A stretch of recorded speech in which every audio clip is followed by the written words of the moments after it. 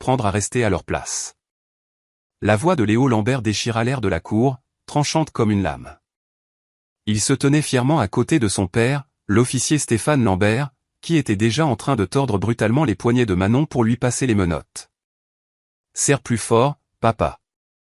Il faut qu'elle sente bien. » Un sourire mauvais étira les lèvres de Léo. L'officier la poussa violemment en avant, la forçant à trébucher tandis que les autres élèves reculaient, hésitant entre la fascination morbide et l'envie de fuir. « Les fauteuses de troubles comme toi n'ont rien à faire ici, marmonna-t-il, agrippant son épaule avec une force professionnelle et calculée. Le sweat à capuche bleue de Manon tremblait au rythme de sa respiration saccadée, mais sa détermination restait intacte, un roc au milieu de la tempête. Léo n'avait pas la moindre idée qu'il menaçait la fille de la seule juge qui pouvait anéantir le pouvoir de sa famille d'un simple coup de marteau. Avant de continuer, commentez d'où dans le monde vous nous regardez, et assurez-vous de vous abonner car l'histoire de demain est une de celles que vous ne pouvez pas manquer. À travers les portes vitrées du lycée Victor Hugo, la lumière du soleil matinal inondait le hall principal. Manon Dubois prit une profonde inspiration, ajustant la lanière de son sac besace en cuir tout en étudiant l'emploi du temps impeccablement imprimé qu'elle tenait entre ses mains. Le couloir vibrait de l'énergie typique d'un lycée français. Le claquement métallique des casiers, le grincement des baskets sur le sol poli, les voix qui résonnaient contre les murs beige couverts d'affiches pour les grandes écoles et de photos des équipes sportives. Elle sentit immédiatement les regards. Des coups d'œil curieux fusaient dans sa direction alors que les élèves se regroupaient en clans habituels, chuchotant derrière leurs mains. Manon garda le menton haut, sa démarche assurée. Elle avait déjà été la nouvelle. Ce n'était qu'un autre lycée, un autre nouveau départ. Son emploi du temps indiquait que son premier cours était celui de littérature avancée, salle 237. Le couloir tournait à gauche vers l'aile des salles de cours. Manon vérifiait les numéros de salle en marchant. 231 233 235. Elle était si concentrée sur la recherche de sa classe qu'elle ne le vit arriver que lorsqu'il fut trop tard. L'impact fut violent, un coup d'épaule délibéré qui la projeta sur le côté. Ses livres et ses cahiers s'éparpillèrent sur le sol tandis que plusieurs élèves poussaient des exclamations de surprise. Le couloir devint étrangement silencieux. Manon leva les yeux pour découvrir un grand élève de terminale qui la regardait de haut avec un rictus méprisant. Léo Lambert était planté solidement sur ses pieds, les bras croisés, dominant ses affaires éparpillées. Son blouson de l'équipe de rugby moulait ses larges épaules, et un sourire cruel jouait au coin de ses lèvres. « Fais attention où tu vas !» cracha-t-il, sans faire le moindre geste pour l'aider. D'autres élèves se plaquèrent contre les casiers, les yeux écarquillés mais la bouche cousue. Manon prit une lente inspiration, refusant de lui laisser voir la moindre réaction. Elle s'agenouilla avec soin, rassemblant ses affaires avec un calme délibéré. « Tu m'as bousculé exprès », déclara-t-elle d'un ton neutre, sa voix portant dans le silence tendu. Le rictus de Léo se tordit en une grimace plus laide. On dirait que quelqu'un ne connaît pas sa place ici. Il envoya l'un de ses cahiers plus loin dans le couloir d'un coup de pied. « Ce n'est pas ton quartier, princesse. Le lycée Victor Hugo a des standards. » Le sous-entendu racial dans ses paroles était indéniable. La main de Manon se crispa sur la lanière de son sac, mais elle garda une expression neutre en se relevant. D'un mouvement fluide, elle sortit son téléphone et commença à enregistrer. « Je te suggère de reculer, » dit-elle d'une voix égale, tenant l'appareil photo stable. « Sauf si tu veux expliquer ton comportement à l'administration. » Le visage de Léo vira au rouge lorsqu'il aperçut le téléphone. Plusieurs élèves avaient maintenant sorti leurs propres appareils, filmant la confrontation. Cela ne se déroulait clairement pas selon son scénario habituel. « Tu te crois maligne ?» gronda-t-il en faisant un pas agressif vers elle. Mais Manon ne s'y a pas. Elle continua d'enregistrer, soutenant son regard furieux avec un calme inébranlable. « Je pense que tu devrais faire plus attention avant d'agresser d'autres élèves, » répondit-elle. Les preuves parlent d'elles-mêmes. Des murmures se propagèrent dans la foule grandissante. Personne ne s'était jamais opposé à Léo Lambert de cette manière. Son statut de roi intouchable du lycée Victor Hugo se fissurait en temps réel. « Tu vas le regretter », cracha-t-il, pointant un doigt vers son visage. « Tu n'as aucune idée de qui tu as en face de toi. » Manon baissa son téléphone mais le garda prêt. « Je sais exactement à qui j'ai affaire. Un lâche qui compte sur l'intimidation parce qu'il n'a rien d'autre à offrir. » Les mots atterrirent comme un coup physique. Le visage de Léo se déforma de rage, mais la sonnerie retentit avant qu'il ne puisse répondre. Les élèves commencèrent à se précipiter en classe, bien que beaucoup s'attardassent pour observer le déroulement du drame. Ce n'est pas fini, grogna Léo avant de s'éloigner en trombe, bousculant des élèves plus jeunes sur son passage. Manon ramassa ses derniers papiers, ses mains stables malgré l'adrénaline qui parcourait ses veines. Quelques élèves courageux lui firent de subtils signes d'approbation en passant. La journée s'écoula dans un brouillard de nouveaux professeurs, de présentations et de regards en coin. Manon sentit les regards prédateurs de Léo à travers les salles de classe et les tables de la cantine. Il observait, attendait, complotait sa vengeance. Lorsque la dernière sonnerie retentit, Manon se dirigea vers son casier pour rassembler ses affaires. Elle remarqua immédiatement que quelque chose n'allait pas. Le cadenas avait été forcé. Le métal était rayé autour du cadran. Elle essaya sa combinaison, mais le mécanisme était bloqué. Sortant son téléphone, elle documenta les dégâts, les ajoutant à sa collection croissante de preuves. Elle devrait le signaler au secrétariat du lycée, bien qu'elle ait peu d'espoir qu'ils agissent. Si c'était ainsi que Léo opérait, il avait clairement une protection quelque part. Le lendemain, les muscles de Manon se tendirent alors qu'elle approchait de la cantine pour le déjeuner. Elle avait préparé son propre repas, voulant éviter le drame de la file d'attente. Mais alors qu'elle approchait des portes battantes, une silhouette familière lui barra le chemin. Léo s'appuyait contre le mur avec une nonchalance exagérée, son sourire narquois promettant des ennuis. Il s'était positionné parfaitement, juste hors de vue des caméras de sécurité, dans un endroit où les professeurs patrouillaient rarement pendant l'heure du déjeuner. « Tu vas quelque part ?» demanda-t-il, sa voix dégoulinant d'une fausse douceur, ses yeux brillant d'une anticipation malveillante, clairement prêts à intensifier leur conflit. Le rythme cardiaque de Manon s'accéléra, mais elle garda une expression neutre face à son bourreau. Le couloir semblait se rétrécir autour d'eux alors que d'autres élèves ralentissaient pour observer, sentant la confrontation imminente. C'était exactement ce que Léo voulait, un public pour ce qu'il avait prévu. Manon entra dans la cour ensoleillée, équilibrant soigneusement son plateau repas. Des tables en métal parsemaient l'espace en béton où des groupes d'élèves se rassemblaient, leur bavardage remplissant l'air chaud de l'après-midi. Elle chercha une place vide, de préférence un endroit visible pour les professeurs et les caméras de sécurité. Un silence se fit aux tables les plus proches alors qu'elle passait. Les élèves faisaient semblant de ne pas la regarder, mais leur regard de côté suivait ses mouvements. La nouvelle de sa confrontation matinale avec Léo s'était répandue rapidement. Certains semblaient impressionnés, d'autres inquiets, mais la plupart semblaient avoir peur d'être associés à elle. Et, la nouvelle. La voix de Léo résonna à travers la cour. Il se leva de sa table habituelle où ses amis se prélassaient dans leurs blousons de l'équipe de rugby assortie. « Tu te crois maligne avec ton téléphone, n'est-ce pas ?» Manon continua de marcher, sa prise se resserrant sur son plateau. Elle avait choisi son déjeuner avec soin, des crêpes, une pomme et une bouteille d'eau. Rien qui ne puisse faire trop de désordre si les choses tournaient mal. Elle avait appris cette leçon à son ancien lycée. « Je te parle. » Les pas de Léo s'accélérèrent derrière elle. Les élèves se redressèrent sur leurs chaises, des téléphones apparaissant dans les mains alors qu'ils sentaient le drame monter. Tu ne peux pas juste filmer les gens sans permission. C'est illégal. Manon se tourna lentement, gardant sa voix stable. Enregistrer quelqu'un qui vous harcèle est parfaitement légal dans les espaces publics. Tu devrais peut-être vérifier la loi avant d'essayer de la citer. La cour tomba dans le silence, à l'exception des clics discrets des appareils photo des téléphones. Le visage de Léo vira au rouge alors qu'il s'approchait, envahissant délibérément son espace personnel.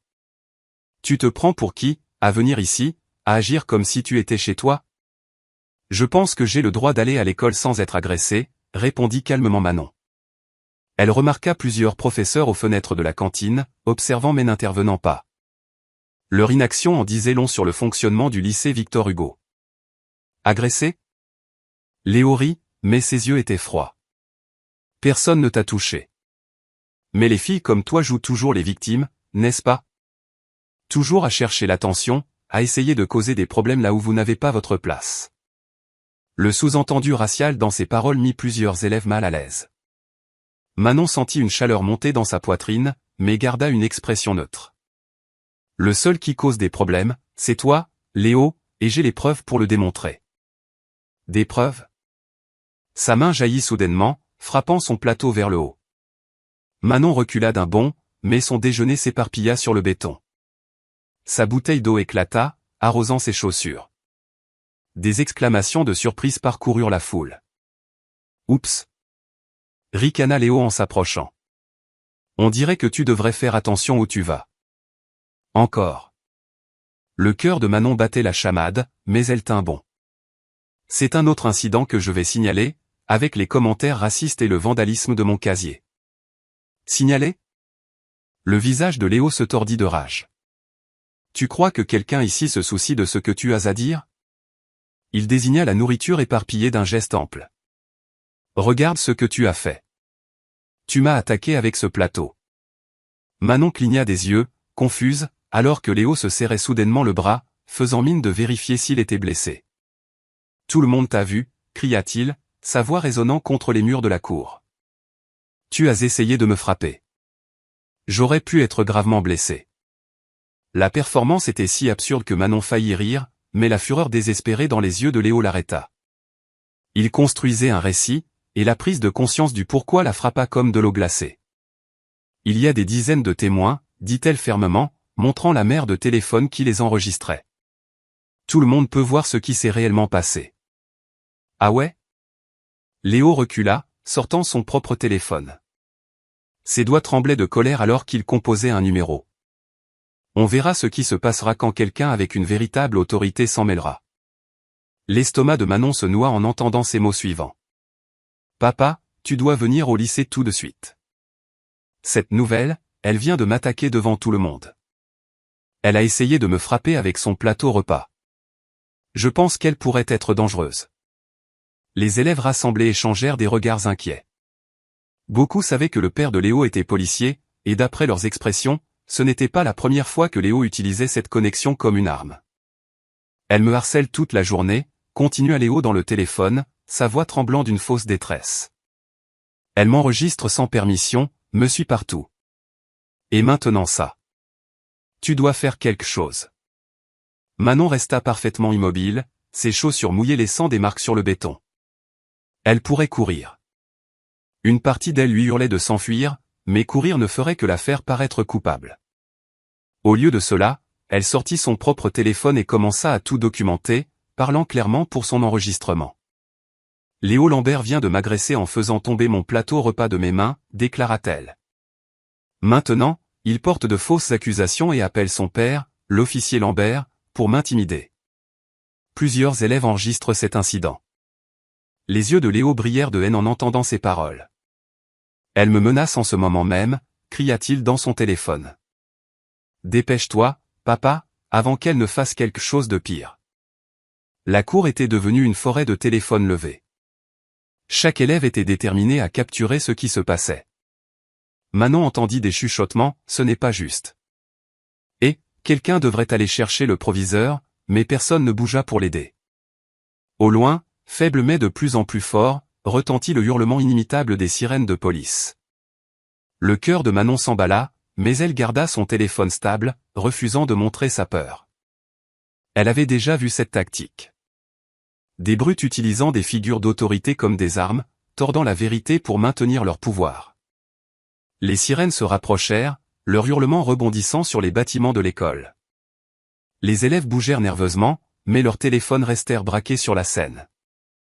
Le sourire narquois de Léo revint alors qu'il rangeait son téléphone, croyant clairement que la victoire n'était qu'à quelques minutes. Manon prit une profonde inspiration, se préparant à ce qui allait arriver. Les sirènes hurlèrent de plus en plus près, et elle pouvait entendre des pneus crisser sur le parking, mais elle ne s'enfuirait pas, et elle ne reculerait pas. Elle avait la vérité et les preuves de son côté. Elle espérait juste que ce serait suffisant.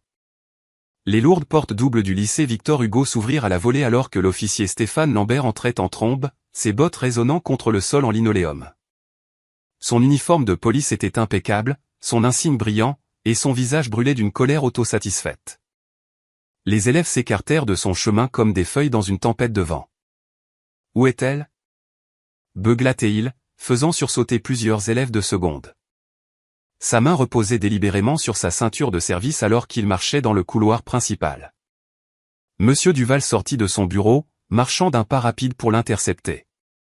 Officier Lambert, nous devons discuter de cette situation correctement. Mon fils a été attaqué, le coupa Stéphane, le bousculant. Je m'en occupe maintenant. Les talons du proviseur claquèrent rapidement alors qu'il essayait de suivre le rythme.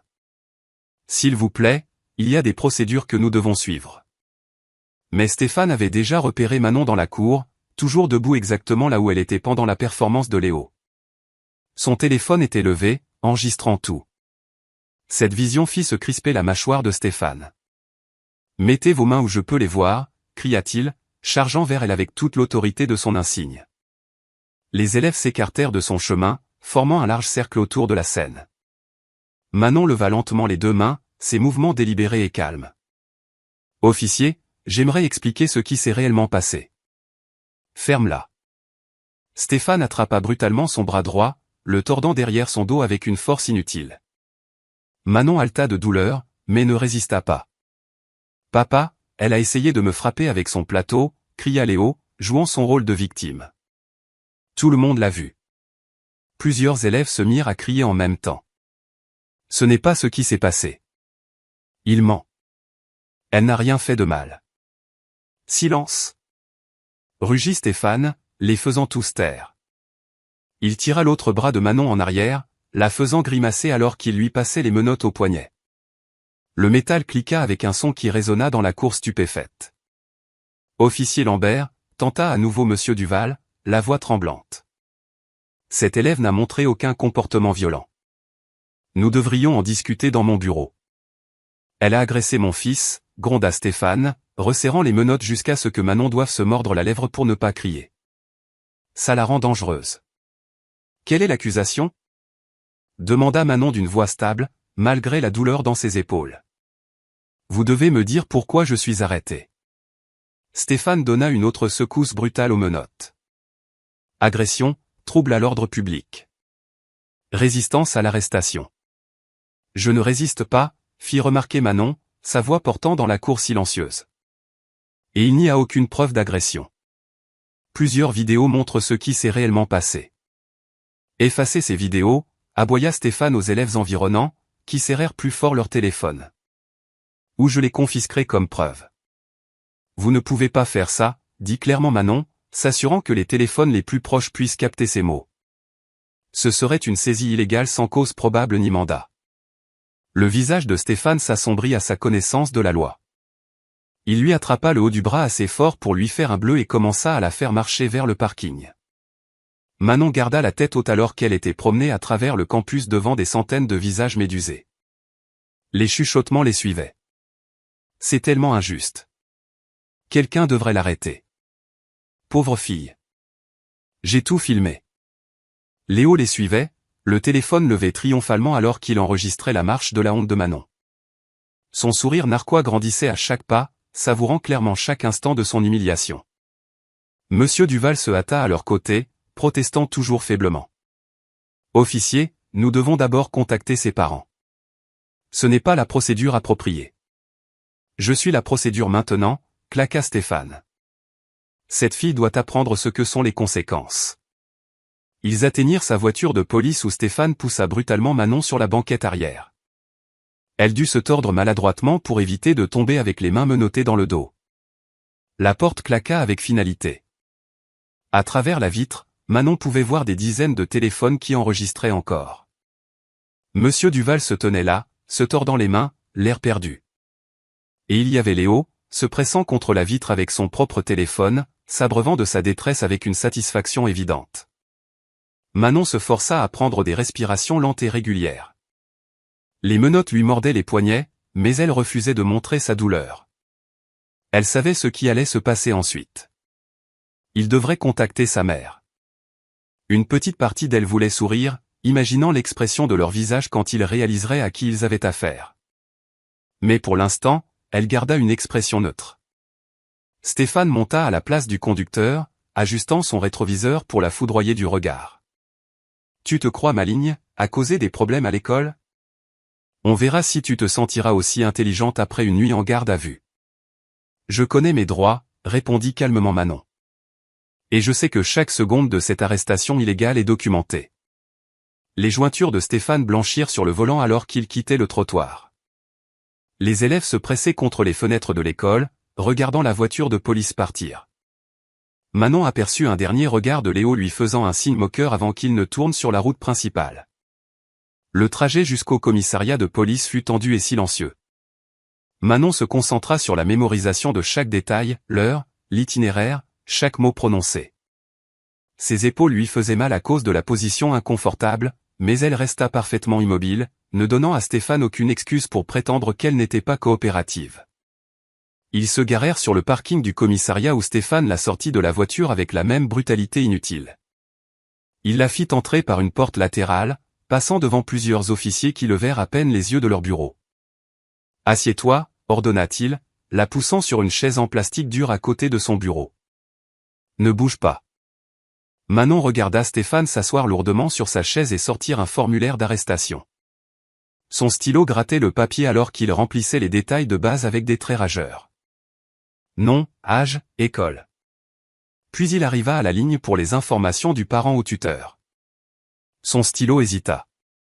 Manon vit ses yeux se plisser alors qu'il lisait son nom de famille à nouveau, plus attentivement cette fois. Le stylo de Stéphane planait au-dessus du formulaire, sa confiance vacillant alors qu'il lisait à nouveau le nom du bois.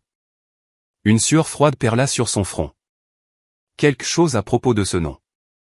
L'officier Nicolas Moreau apparut soudainement à son bureau, le visage crispé d'inquiétude. Il se pencha et chuchota d'urgence, « Chef, la juge Dubois est en route. » C'est sa fille.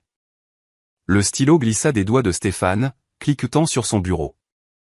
La couleur quitta son visage alors que tout le poids de ses actions s'abattait sur lui. Il venait d'arrêter la fille d'une juge. Pas n'importe quel juge, Marie Dubois, dont la réputation de justice féroce était légendaire dans leur district. « Qu'est-ce que tu as dit ?» La voix de Stéphane sortit rauque. La juge Dubois a appelé directement l'accueil, continua Nicolas, ses mots précipités et nerveux. Elle sera là dans 10 minutes. Elle est furieuse, chef. Stéphane se leva brusquement de sa chaise, la renversant presque. À travers la cloison vitrée, il pouvait voir Manon assise calmement dans la salle de garde à vue, les mains toujours menottées derrière le dos. Elle rencontra son regard paniqué avec calme, et il réalisa soudain qu'elle savait depuis le début ce qui allait arriver. Le commissariat éclata en une activité anxieuse. Les officiers, qui avaient ignoré la situation quelques minutes auparavant, étaient maintenant blottis en conversation chuchotée, jetant des regards inquiets vers la salle de garde à vue.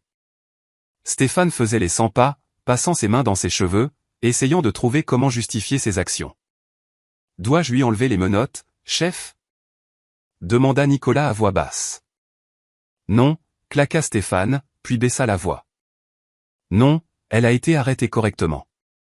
Nous faisons ça dans les règles. » Mais ces mots sonnaient creux, même à ses propres oreilles. Il n'y avait rien eu de réglementaire dans le fait de débarquer dans une école et d'arrêter une mineure sans motif, sans procédure appropriée, sans même parler aux administrateurs de l'école. D'abord, les portes d'entrée du commissariat s'ouvrirent avec une force décisive. La juge Marie Dubois entra, ses talons frappant le sol comme des coups de marteau. Elle portait un tailleur anthracite qui irradiait l'autorité, et son expression aurait pu geler le feu.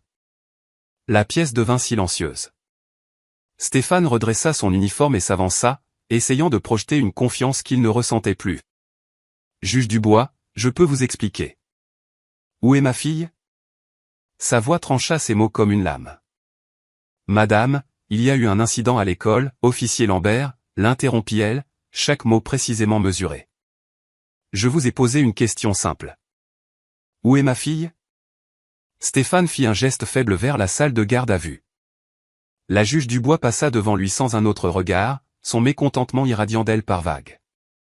Nicolas se dépêcha de déverrouiller la porte de la salle. Manon leva les yeux alors que sa mère entrait. Malgré les menottes et l'humiliation qu'elle avait endurée, elle était assise avec une posture parfaite, le menton levé. « Es-tu blessée ?» demanda la juge Dubois, examinant sa fille attentivement. « Les menottes sont trop serrées », répondit calmement Manon. Et l'officier Lambert a utilisé une force excessive pendant l'arrestation. Plusieurs élèves ont tout enregistré. La juge Dubois se tourna vers Nicolas. « Enlevez ces menottes maintenant. » Nicolas chercha les clés, ses mains tremblant légèrement alors qu'il déverrouillait les menottes. Manon ramena lentement ses bras en avant, faisant tourner ses épaules pour soulager la raideur. Des marques rouges et irritées entouraient ses poignets là où les menottes avaient mordu sa peau. Les yeux de la juge Dubois se plissèrent à cette vue. « Raconte-moi tout. » Manon raconta les événements clairement et précisément. Le harcèlement initial de Léo, son comportement de plus en plus agressif, la confrontation mise en scène dans la cour, et l'arrivée dramatique de Stéphane. Elle décrivit comment il avait ignoré les protestations du proviseur et les témoins qui essayaient de parler. D'autres officiers s'étaient rassemblés près de la salle, écoutant. Plusieurs se tortillèrent mal à l'aise alors que Manon détaillait la conduite de Stéphane. Les menaces illégales de confisquer les téléphones, la force excessive, les accusations fabriquées. Nous avons tout en vidéo, termina Manon. Plusieurs angles, et les caméras de sécurité de l'école devraient avoir tout capturé aussi. La juge Dubois posa une main douce sur l'épaule de sa fille. « Tu as fait exactement ce qu'il fallait, dit-elle doucement. » Puis elle se tourna pour faire face à Stéphane qui se tenait rigide dans l'embrasure de la porte. Sa voix se durcit. « Officier Lambert, vous allez me fournir chaque document lié à cet incident. Chaque formulaire, chaque note, chaque seconde d'image de caméra piéton. Est-ce clair ? » Juge Dubois, vous devez comprendre, ce que je comprends, l'interrompit-elle, c'est que vous avez abusé de votre autorité pour terroriser une mineure. Vous avez violé la procédure, ignoré les témoins, fabriqué des accusations et utilisé une force excessive, tout cela pour satisfaire la vendetta de votre fils. C'est ce que je comprends. Le commissariat était devenu si silencieux qu'on pouvait entendre le bourdonnement des néons. Le visage de Stéphane avait pris une teinte maladive de gris. Manon, dit la juge Dubois, son ton s'adoucissant en se tournant vers sa fille. Nous partons maintenant, mais je te promets que nous allons gérer cela correctement, légalement, minutieusement. Personne n'est au-dessus de la loi, surtout ceux qui ont juré de la faire respecter. Manon se leva, rassemblant ses affaires qui avaient été jetées sur un bureau voisin. Alors qu'ils traversaient le commissariat, les officiers reculaient, évitant le contact visuel. Seul Nicolas croisa le regard de Manon, lui faisant un petit signe de tête de reconnaissance. Ce n'est pas fini, lança Stéphane, une pointe de désespoir dans la voix. Il y a quand même eu une agression. Officier Lambert, dit la juge Dubois sans se retourner. Je vous suggère fortement d'arrêter de parler et de contacter votre représentant syndical. Vous allez en avoir besoin. Ils atteignirent les portes du commissariat. Manon ressentit un profond sentiment de soulagement en sortant à la lumière du soleil. La présence stable de sa mère à ses côtés promettait la justice, non par la force ou l'intimidation, mais par les voies légales appropriées. Son téléphone vibra dans sa poche.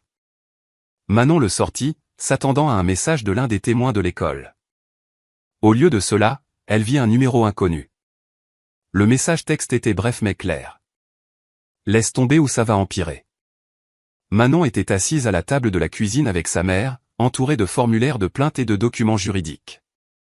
La lumière du soir projetait de longues ombres sur les papiers alors qu'elle travaillait méthodiquement sur chaque section. Les lunettes de lecture de la juge Dubois étaient perchées sur son nez alors qu'elle relisait la déclaration de Manon pour la 3e fois. « Nous devons être précis ici, » dit la juge Dubois, tapotant un paragraphe avec son stylo.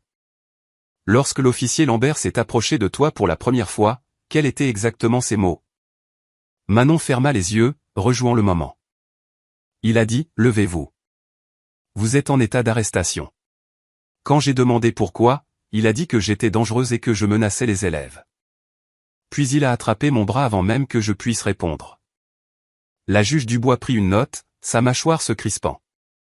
Et le proviseur, Monsieur Duval, il a tenté d'intervenir ? Oui. Il n'arrêtait pas de dire, officier, ce n'est pas nécessaire, nous devrions en discuter dans mon bureau. Mais l'officier Lambert l'a juste fait taire en criant. Leur conversation fut interrompue par le journal du soir qui retentissait depuis la télévision du salon.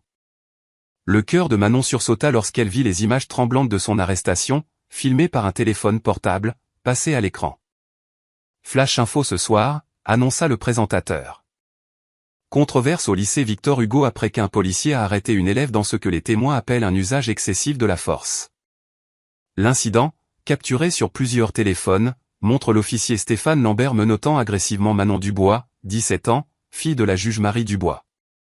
Les images montraient Manon se faisant brutalement malmener tandis que des élèves criaient en arrière-plan. La chaîne passa à des interviews de parents et de membres de la communauté choqués.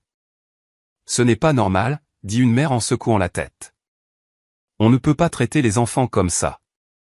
Un signe ou pas un signe. Le téléphone de Manon vibra avec des messages de camarades de classe partageant des liens vers plus de reportages. L'histoire se propageait rapidement sur les réseaux sociaux, avec des milliers de partages et de commentaires indignés. Regardez ça, dit Manon, montrant à sa mère un nouvel email du rectorat. Ils suspendent Léo en attendant l'enquête. La juge Dubois lut attentivement le message. Et Stéphane Lambert en congé administratif, confirma Manon, affichant un autre article. Avec effet immédiat. Pendant un instant, elles s'autorisèrent un optimisme prudent. Le système semblait réagir de manière appropriée, mais leur espoir fut de courte durée. Le téléphone de la juge Dubois sonna. Un collègue du palais de justice. Elle le mit sur haut-parleur. Marie, as-tu vu la déclaration du syndicat de police? Il contre-attaque violemment. Manon trouva rapidement la déclaration en ligne et la lut à voix haute. Le syndicat de la police de la ville soutient fermement le jugement professionnel de l'officier Lambert dans la gestion d'une situation volatile impliquant une élève agressive qui représentait une menace immédiate pour la sécurité de l'école. Nous rejetons toute tentative de politiser une procédure policière standard. Ils mentent. La voix de Manon se brisa d'incrédulité. Tout le monde a vu ce qui s'est passé. Bien sûr qu'ils le font, dit sombrement la juge Dubois. Et tu verras, d'autres suivront leur exemple. Comme par hasard, le téléphone de Manon s'alluma avec une notification du conseil d'administration de l'école. Leur déclaration était soigneusement formulée mais claire dans ses implications. Nous prenons toutes les allégations au sérieux et mènerons un examen interne approfondi de l'incident, y compris toute action qui aurait pu provoquer la réponse. Ils essaient de me rejeter la faute, dit Manon doucement, après tout ce que tout le monde a vu. La juge Dubois tendit la main à travers la table et serra celle de sa fille.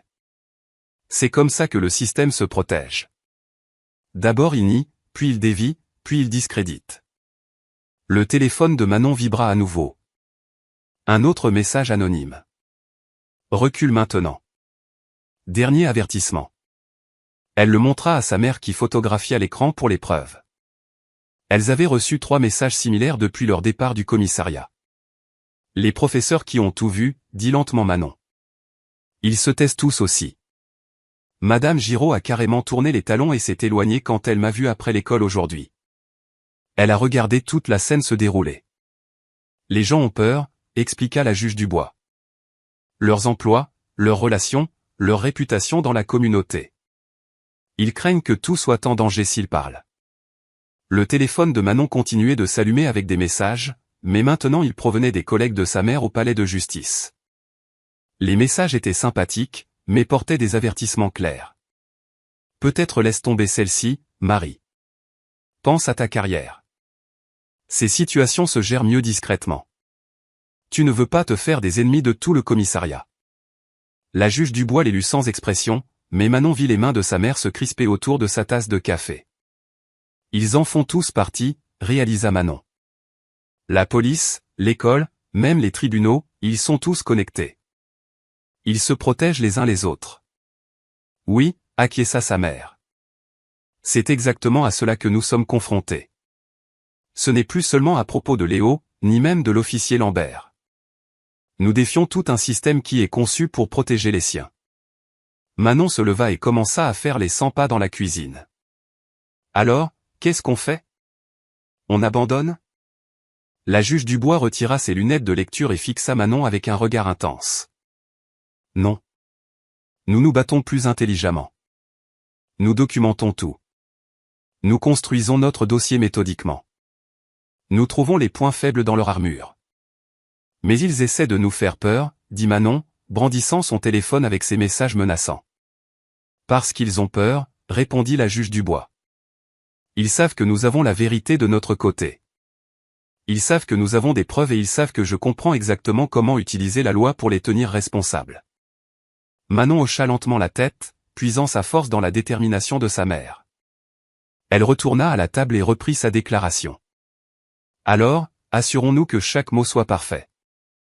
Elles travaillèrent tard dans la nuit, examinant des documents, organisant des preuves et planifiant leurs prochaines étapes. Quand Manon alla enfin se coucher, elle se sentit plus résolue que jamais. Le système était peut-être puissant, mais il n'était pas invincible. Le lendemain matin, Manon entra à l'école la tête haute. Mais alors qu'elle tournait le coin vers son casier, elle s'arrêta net. Son cœur battait à tout rompre alors qu'elle fixait les mots cruels griffonnés sur le métal en marqueur noir épais. Des insultes raciales mêlées à des menaces. Les élèves qui passaient détournaient rapidement les yeux, se hâtant de passer sans parler. Manon resta figée dans le couloir, les yeux fixés sur les mots haineux qui défiguraient son casier. La lumière du soleil matinal filtrait par les fenêtres, faisant briller le marqueur noir d'un éclat moqueur. Quelques autres lève-tôt passèrent, leur pas s'accélérant en la remarquant là, debout.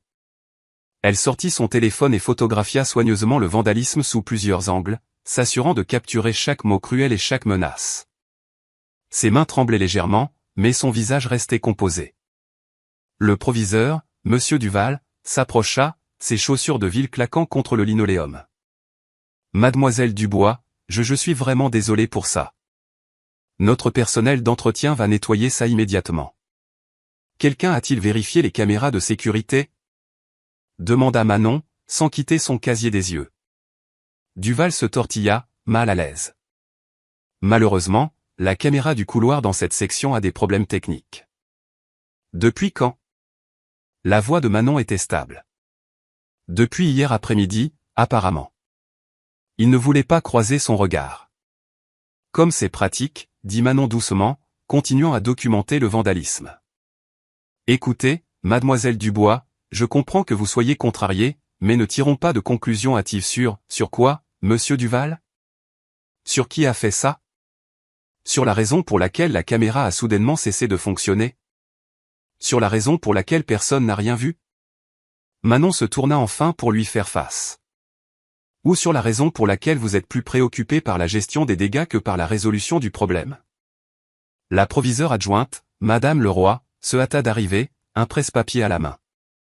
Nous prenons ces incidents très au sérieux, dit-elle, sa voix dégoulinant d'une sympathie de circonstance.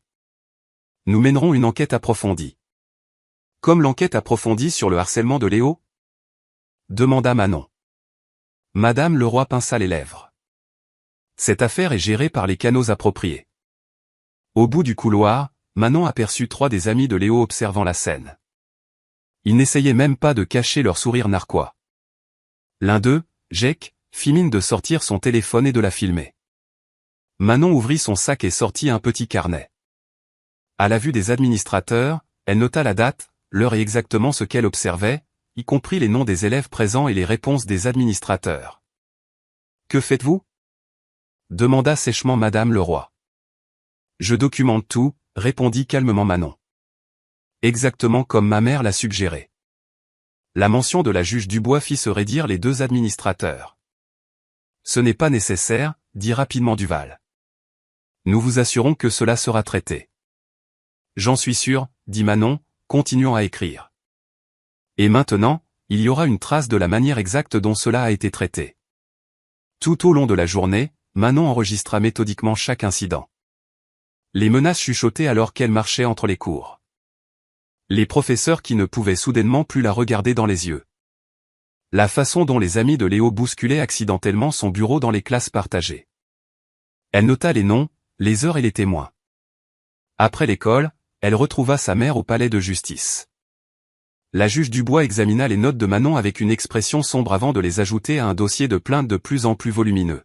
« Ils nous font obstruction, » dit la juge Dubois, montrant à Manon un email du commissariat de police affirmant qu'ils avaient besoin de plus de temps pour traiter leur demande de documents. Le rectorat fait la même chose.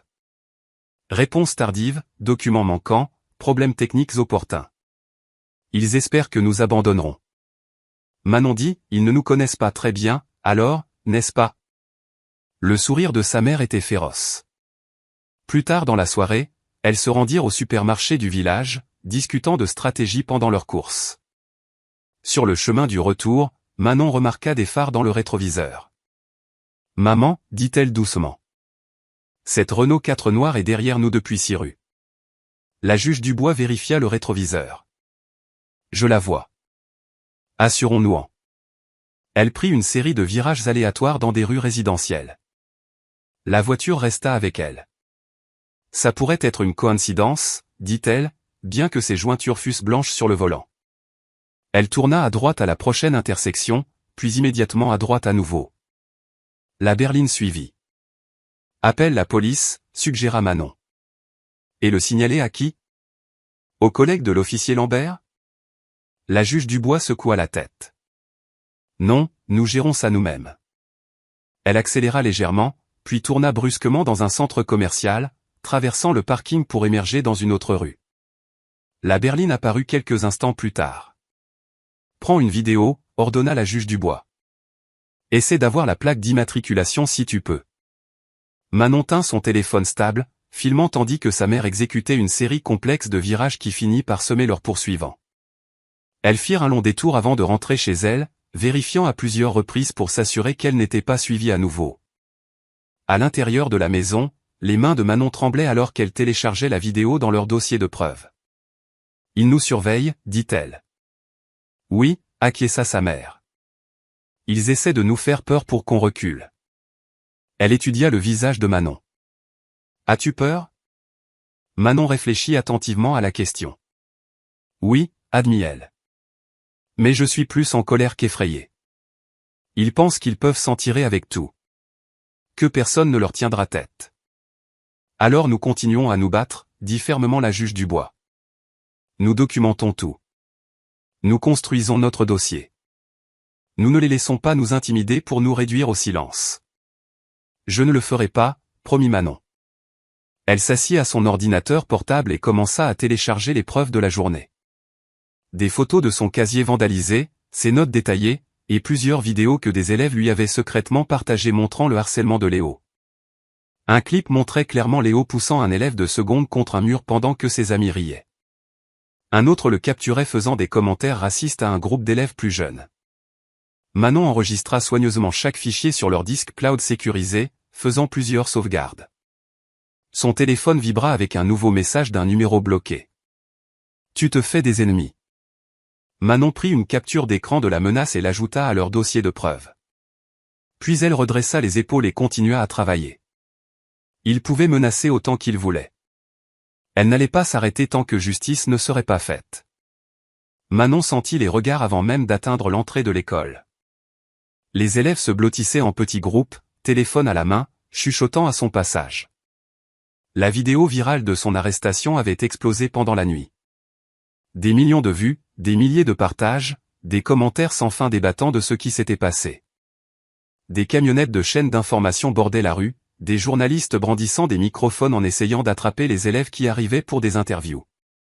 Les flashs des appareils photo crépitaient comme des éclairs. Manon garda la tête haute, marchant d'un pas assuré à travers le chaos. « Manon, pouvons-nous avoir une déclaration sur l'arrestation ?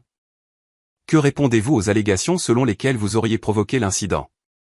Elle se fraya un chemin à travers la mêlée médiatique sans répondre, exactement comme sa mère l'avait conseillé. À l'intérieur, la tension était encore plus épaisse. Des affiches de soutien à l'officier Lambert étaient placardées sur certains casiers. « Soutenons nos forces de l'ordre », des messages qui ressemblaient plus à des menaces qu'à de la solidarité. La voilà, la fille qui essaie de détruire la vie d'un homme bien. Une mère bénévole ricana alors que Manon passait devant le secrétariat du lycée. La femme portait un ruban bleu épinglé sur sa poitrine. Mais alors une voix inattendue s'éleva derrière elle. Un homme bien n'arrête pas des enfants innocents. Manon se tourna pour voir Madame Fournier, l'une des employées de la cantine. La femme âgée lui fit un subtil signe de tête avant de s'éloigner rapidement. Tout au long de la matinée, Manon reçut des marques de soutien furtives. Un élève de seconde lui glissa un mot. « Merci d'être courageuse. » Un élève de première qui avait filmé l'arrestation lui partagea discrètement d'autres images. Même certains professeurs lui adressèrent des regards encourageants quand personne d'autre ne regardait. Mais l'opposition était plus bruyante, plus agressive. Entre la 2e et la 3e heure, elle entendit un groupe de parents dans le couloir. « C'est ridicule. L'officier Lambert sert cette communauté depuis 20 ans. Ces gens emménagent et commencent à causer des problèmes immédiatement. Mon mari dit qu'elle résistait à l'arrestation. » Manon documenta chaque commentaire, chaque regard hostile. Elle avait appris à garder son téléphone en train d'enregistrer dans sa poche, capturant le flux constant de harcèlement. Le plus grand choc arriva pendant le déjeuner. Manon se dirigeait vers la bibliothèque du lycée quand elle aperçut une silhouette familière se pavanant dans le couloir principal. Léo Lambert lui-même, entouré de sa bande habituelle de suiveurs. Elle se figea. Il était censé être suspendu, mais il était là, agissant comme si le lieu lui appartenait. La proviseure adjointe, Madame Leroy, passa juste à côté de lui sans un mot. D'autres professeurs trouvèrent soudainement des raisons de regarder leur téléphone ou de remuer des papiers. Léo croisa son regard et sourit narquoisement, faisant mine de vérifier son téléphone, probablement pour envoyer une autre menace anonyme. Manon fit demi-tour et se dirigea vers le gymnase, espérant couper par l'arrière pour atteindre la bibliothèque. Elle était à mi-chemin de l'escalier quand elle entendit des pas derrière elle. Et, la fauteuse de trouble. La voix de Léo résonna dans l'espace clos. Pas de caméra ici pour te protéger maintenant. Le cœur de Manon s'emballa, mais elle continua de monter régulièrement. Elle avait son téléphone qui enregistrait dans sa poche, comme toujours. Je te parle. Ses pas s'accélérèrent. Tu crois que tu peux t'enfuir comme ça? Elle atteignit le palier et se tourna pour lui faire face, gardant ses distances. Laisse-moi tranquille, Léo. Tu n'es même pas censé être au lycée. Il rit. Ouais. Qui va m'arrêter? Les profs? Le proviseur? Il fit un autre pas vers elle. Ta mère la juge? Recule. La voix de Manon était ferme malgré son cœur qui battait la chamade. Sinon quoi? Tu vas me faire arrêter? Son visage se tordit de rage. Donne-moi ce téléphone. Je sais que tu enregistres. Il se jeta en avant, attrapant sa poche. Manon s'écarta brusquement, mais il l'avait coincé contre la rampe. J'ai dit, donne-le-moi. Ses doigts griffèrent sa veste. Manon se baissa sous son bras et dévala les escaliers, ne s'arrêtant pas avant d'atteindre le secrétariat du lycée.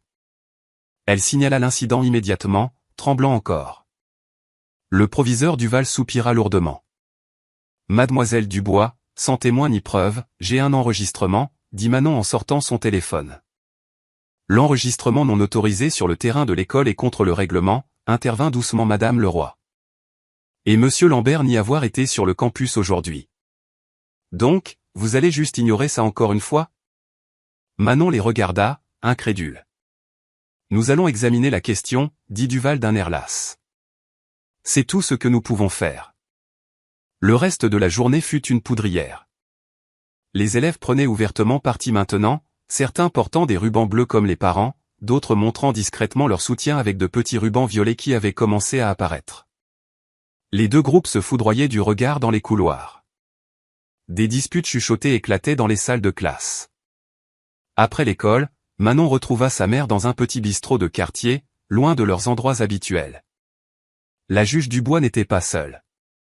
Une femme au regard perçant, vêtue d'un tailleur impeccable, était assise avec elle. Manon, voici Valérie Bernard de la Ligue des droits de l'homme, dit sa mère. Elle va nous aider à nous battre correctement. Madame Bernard sourit. J'ai examiné vos preuves jusqu'à présent.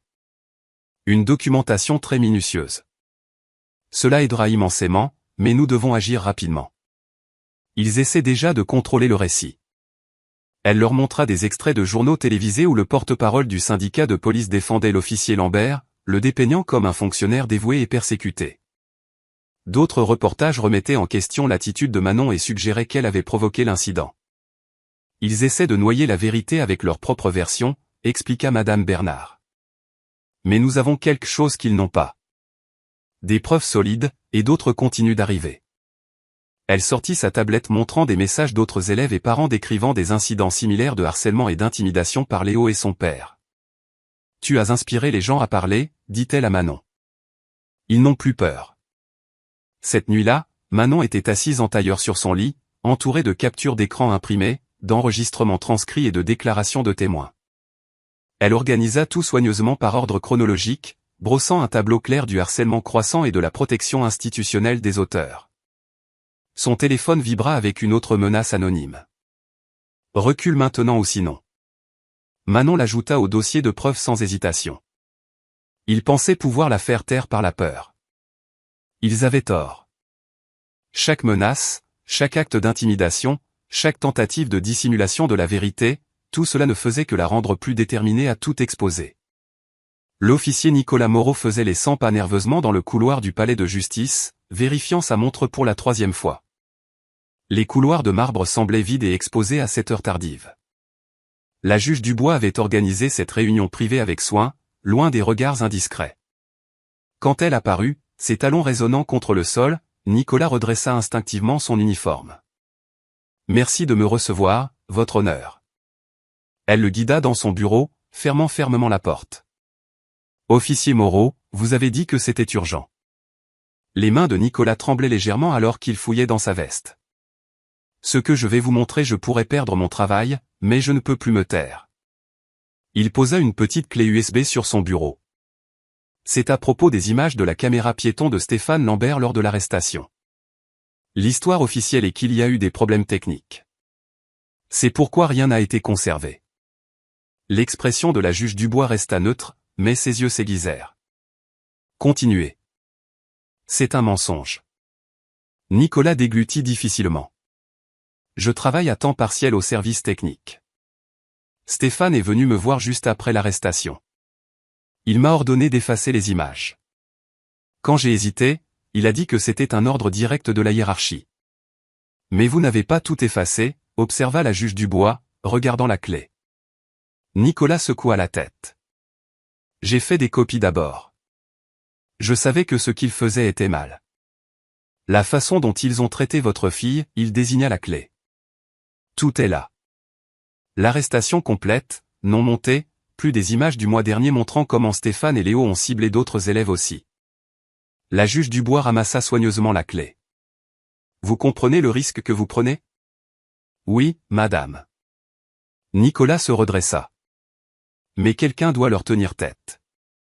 Tout le commissariat a peur des Lambert. Ça fait des années. Stéphane agit comme s'il était intouchable à cause des relations de son père. Mais ce qu'il a fait à Manon, c'était une agression, pure et simple. Merci, officier Moreau. Votre courage ne sera pas oublié. Elle écrivit quelque chose sur une carte. C'est mon numéro personnel. Si quelqu'un exerce des représailles contre vous, appelez immédiatement. Après le départ de Nicolas, la juge Dubois appela Manon dans son bureau. Elles s'assirent ensemble devant son ordinateur, regardant les images dans un silence sinistre. Les vidéos étaient accablantes. La caméra piéton montrait Stéphane entrant en trombe dans le campus, bousculant des membres du personnel qui protestaient. Elle captait sa prise brutale sur Manon malgré sa conformité calme, lui tordant les bras inutilement forts pendant le menottage. L'audio enregistrait ses insultes raciales marmonnées, ses ordres agressifs, la façon dont il ignorait ses demandes polies d'expliquer les charges. Mais c'étaient les images antérieures qui révélaient vraiment le schéma. Des clips montraient Stéphane intimidant d'autres élèves issus de minorités lors de contrôles routiers. Il y avait Léo se vantant à son père de « remettre les gens à leur place », tandis que Stéphane riait d'un air approbateur. Le plus troublant étaient les conversations entre Stéphane et d'autres officiers, discutant nonchalamment de la manière de gérer les plaintes en faisant disparaître les preuves. Manon regarda tout sans ciller, bien que ses mains se serrassent sur ses genoux. Il pensait vraiment pouvoir simplement enterrer ça. Ils n'ont pas l'habitude d'être défiés, dit doucement la juge Dubois. C'est pourquoi ils sont si désespérés de te faire taire. Pendant ce temps, à l'école, la pression continuait de monter. Léo était devenu de plus en plus erratique, enragé que ses tactiques habituelles ne fonctionnent pas. Le défi silencieux de Manon l'exaspérait plus que n'importe quelle confrontation directe n'aurait pu le faire. Ce matin-là, il renversa le plateau repas d'un élève de seconde lorsque le garçon refusa de bouger de sa table. En cours de français, il cria sur un élève qui n'était pas d'accord avec lui pendant une discussion. Entre les cours, il claquait les casiers et bousculait les gens, défiant quiconque de le signaler. « Qu'est-ce que tu regardes » gronda-t-il à une fille qui le regarda de travers trop longtemps. Elle s'enfuit en courant alors que ses amis riaient, mais moins de gens riaient maintenant. Les élèves qui le craignaient autrefois commencèrent à l'éviter complètement. Même ses suiveurs habituels semblaient mal à l'aise avec sa volatilité croissante. Pendant le déjeuner, il aperçut Manon assise avec un groupe d'élèves portant des rubans violets. La vue d'eux parlant et riant le mit en rage. Il se dirigea d'un pas lourd vers leur table. « Vous trouvez ça drôle ?» demanda-t-il. « Vous pensez que ruiner la carrière de mon père est une blague ?» Manon le regarda calmement. « Ton père a ruiné sa propre carrière en enfreignant la loi. »« Tais-toi !» Léo frappa des mains sur la table, faisant sursauter tout le monde. « Tu ne sais rien. Ma famille a bâti cette ville. Nous protégeons les gens, mais tu viens ici causer des problèmes, monter tout le monde contre nous. Le seul qui cause des problèmes, c'est toi, Léo, dit Manon doucement. Et tout le monde peut le voir maintenant. » Son visage se déforma. Un instant, on aurait dit qu'il allait la frapper, mais un professeur intervint enfin, l'éloignant alors qu'il continuait de crier des menaces. De retour dans le bureau de la juge Dubois, Manon et sa mère commencèrent à se préparer pour l'audience disciplinaire. Elles organisèrent les déclarations des témoins, documentèrent les menaces, et avaient maintenant les images cruciales de la caméra piéton. Manon s'entraîna à témoigner, déterminée à rester calme quoi qu'il arrive. « Souviens-toi, conseilla la juge Dubois, ils essaieront de te provoquer pour te faire paraître en colère ou déraisonnable. Reste calme et tiens-t'en aux faits. » Manon hocha la tête, révisant ses notes. « Je suis prête. Ils doivent faire face aux conséquences, non seulement pour ce qu'ils m'ont fait, mais pour tous ceux qu'ils ont blessés. » La juge Dubois serra l'épaule de sa fille, fière de sa force. Elle programma officiellement l'audience pour la semaine suivante, sachant que cela enverrait des ondes de choc dans la communauté. Les Lambert avaient régné par la peur pendant trop longtemps. Il était temps que la justice soit rendue. L'avis fut envoyé cet après-midi-là. Audience disciplinaire officielle concernant l'officier Stéphane Lambert. La machine de la responsabilité se mettait enfin en marche. Manon ressentit un mélange d'anxiété et de détermination en se préparant à témoigner, sachant que dire la vérité au pouvoir signifiait faire face à une résistance féroce. Mais avec des preuves irréfutables en main et un soutien croissant de la part d'autres personnes qui avaient été réduites au silence, elle était prête pour le combat à venir. Le soleil matinal peignait des traînées dorées dans le salon de Manon alors qu'elle était assise avec sa mère, répétant son témoignage pour la 100e fois. Des feuilles de brouillon étaient étalées sur leur table basse, couvertes de notes surlignées et d'annotations soignées. « Essayons à nouveau la partie sur la confrontation initiale, » suggéra la juge Dubois, ses lunettes de lecture perchées sur son nez. « Souviens-toi, tiens-t'en aux faits observables. » Manon hocha la tête, se redressant sur son siège. « Lors de mon premier jour au lycée Victor Hugo, Léo Lambert m'a délibérément heurté dans le couloir. Quand je ne me suis pas excusé, il a utilisé des insultes raciales et m'a menacé. J'ai enregistré son comportement sur mon téléphone pour documenter le harcèlement. Bien, clair et spécifique. » La juge Dubois prit une note. Maintenant, à propos de l'arrivée de l'officier Lambert. L'officier Lambert est entré sur le terrain de l'école sans se présenter au secrétariat. Il a ignoré les tentatives du personnel de l'arrêter. Sans énoncer d'accusation ni me lire mes droits, il a attrapé mon bras et l'a tordu derrière mon dos. Les menottes ont été appliquées avec une force excessive, causant des ecchymoses qui ont été photographiées au commissariat. On sonna à la porte, interrompant la séance de répétition. La juge Dubois alla ouvrir et trouva Chloé Dupont, une des camarades de classe de Manon, tenant nerveusement une enveloppe Kraft. « Je suis désolé de venir si tôt, » dit Chloé à voix basse. « Mais je voulais vous donner ça avant l'école. » Elle tendit l'enveloppe. « C'est ma déclaration écrite sur ce que Léo a fait à mon frère le semestre dernier. 3 autres élèves ont aussi signé des déclarations. Elles sont toutes ici. » Manon les rejoignit à la porte. « Merci, Chloé. C'est vraiment courageux de ta part. » Chloé esquissa un petit sourire. « Ce que tu fais, ça aide beaucoup d'entre nous à nous sentir plus forts. Léo a rendu la vie de mon frère infernale quand il a signalé le harcèlement. L'école n'a rien fait. Mais peut-être que maintenant, à l'intérieur de l'enveloppe, elles trouvèrent des récits détaillés du schéma d'intimidation de Léo. Un élève décrivait comment Léo avait détruit son projet artistique et l'avait menacé de pire s'il se plaignait. Un autre écrivait que Léo exigeait un paiement pour le protéger du harcèlement de ses amis. Les nouvelles locales avaient également commencé à changer de ton. Le reportage de la nuit dernière comprenait des interviews d'experts des droits civiques qui critiquaient les actions de Stéphane. Les journaux du matin publiaient des éditoriaux remettant en question la gestion des signalements de harcèlement par l'école. Les gens voyaient enfin la vérité. À l'école, Manon remarqua immédiatement le changement. Les élèves qui avaient évité son regard lui offraient maintenant de petits signes de la main ou des hochements de tête encourageants. Pendant la 2e heure, un élève de seconde discret nommé James lui glissa un mot. « Mon père est dans la police. » Tous ne soutiennent pas l'officier Lambert. Reste forte. À la cantine, quelque chose de remarquable se produisit. Alors que Manon se dirigeait vers sa table habituelle avec son plateau repas, 4 élèves se levèrent et la rejoignirent. Sans un mot, ils formèrent un cercle protecteur, marchant à ses côtés. D'autres élèves remarquèrent et se mirent en rang. Au moment où elle atteignit sa place, près d'une douzaine de camarades s'étaient rassemblés en soutien silencieux. Léo observait de l'autre côté de la pièce, son visage s'assombrissant de rage. Mais pour une fois, son regard contenait une pointe d'incertitude. Sa foule habituelle de suiveurs s'était considérablement réduite. Entre les cours, le téléphone de Manon vibra avec une alerte d'information. Le rectorat avait publié une déclaration.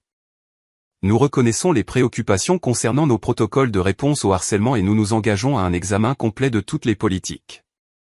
Nous présentons nos sincères regrets à tous les élèves qui se sont sentis en danger ou non entendus.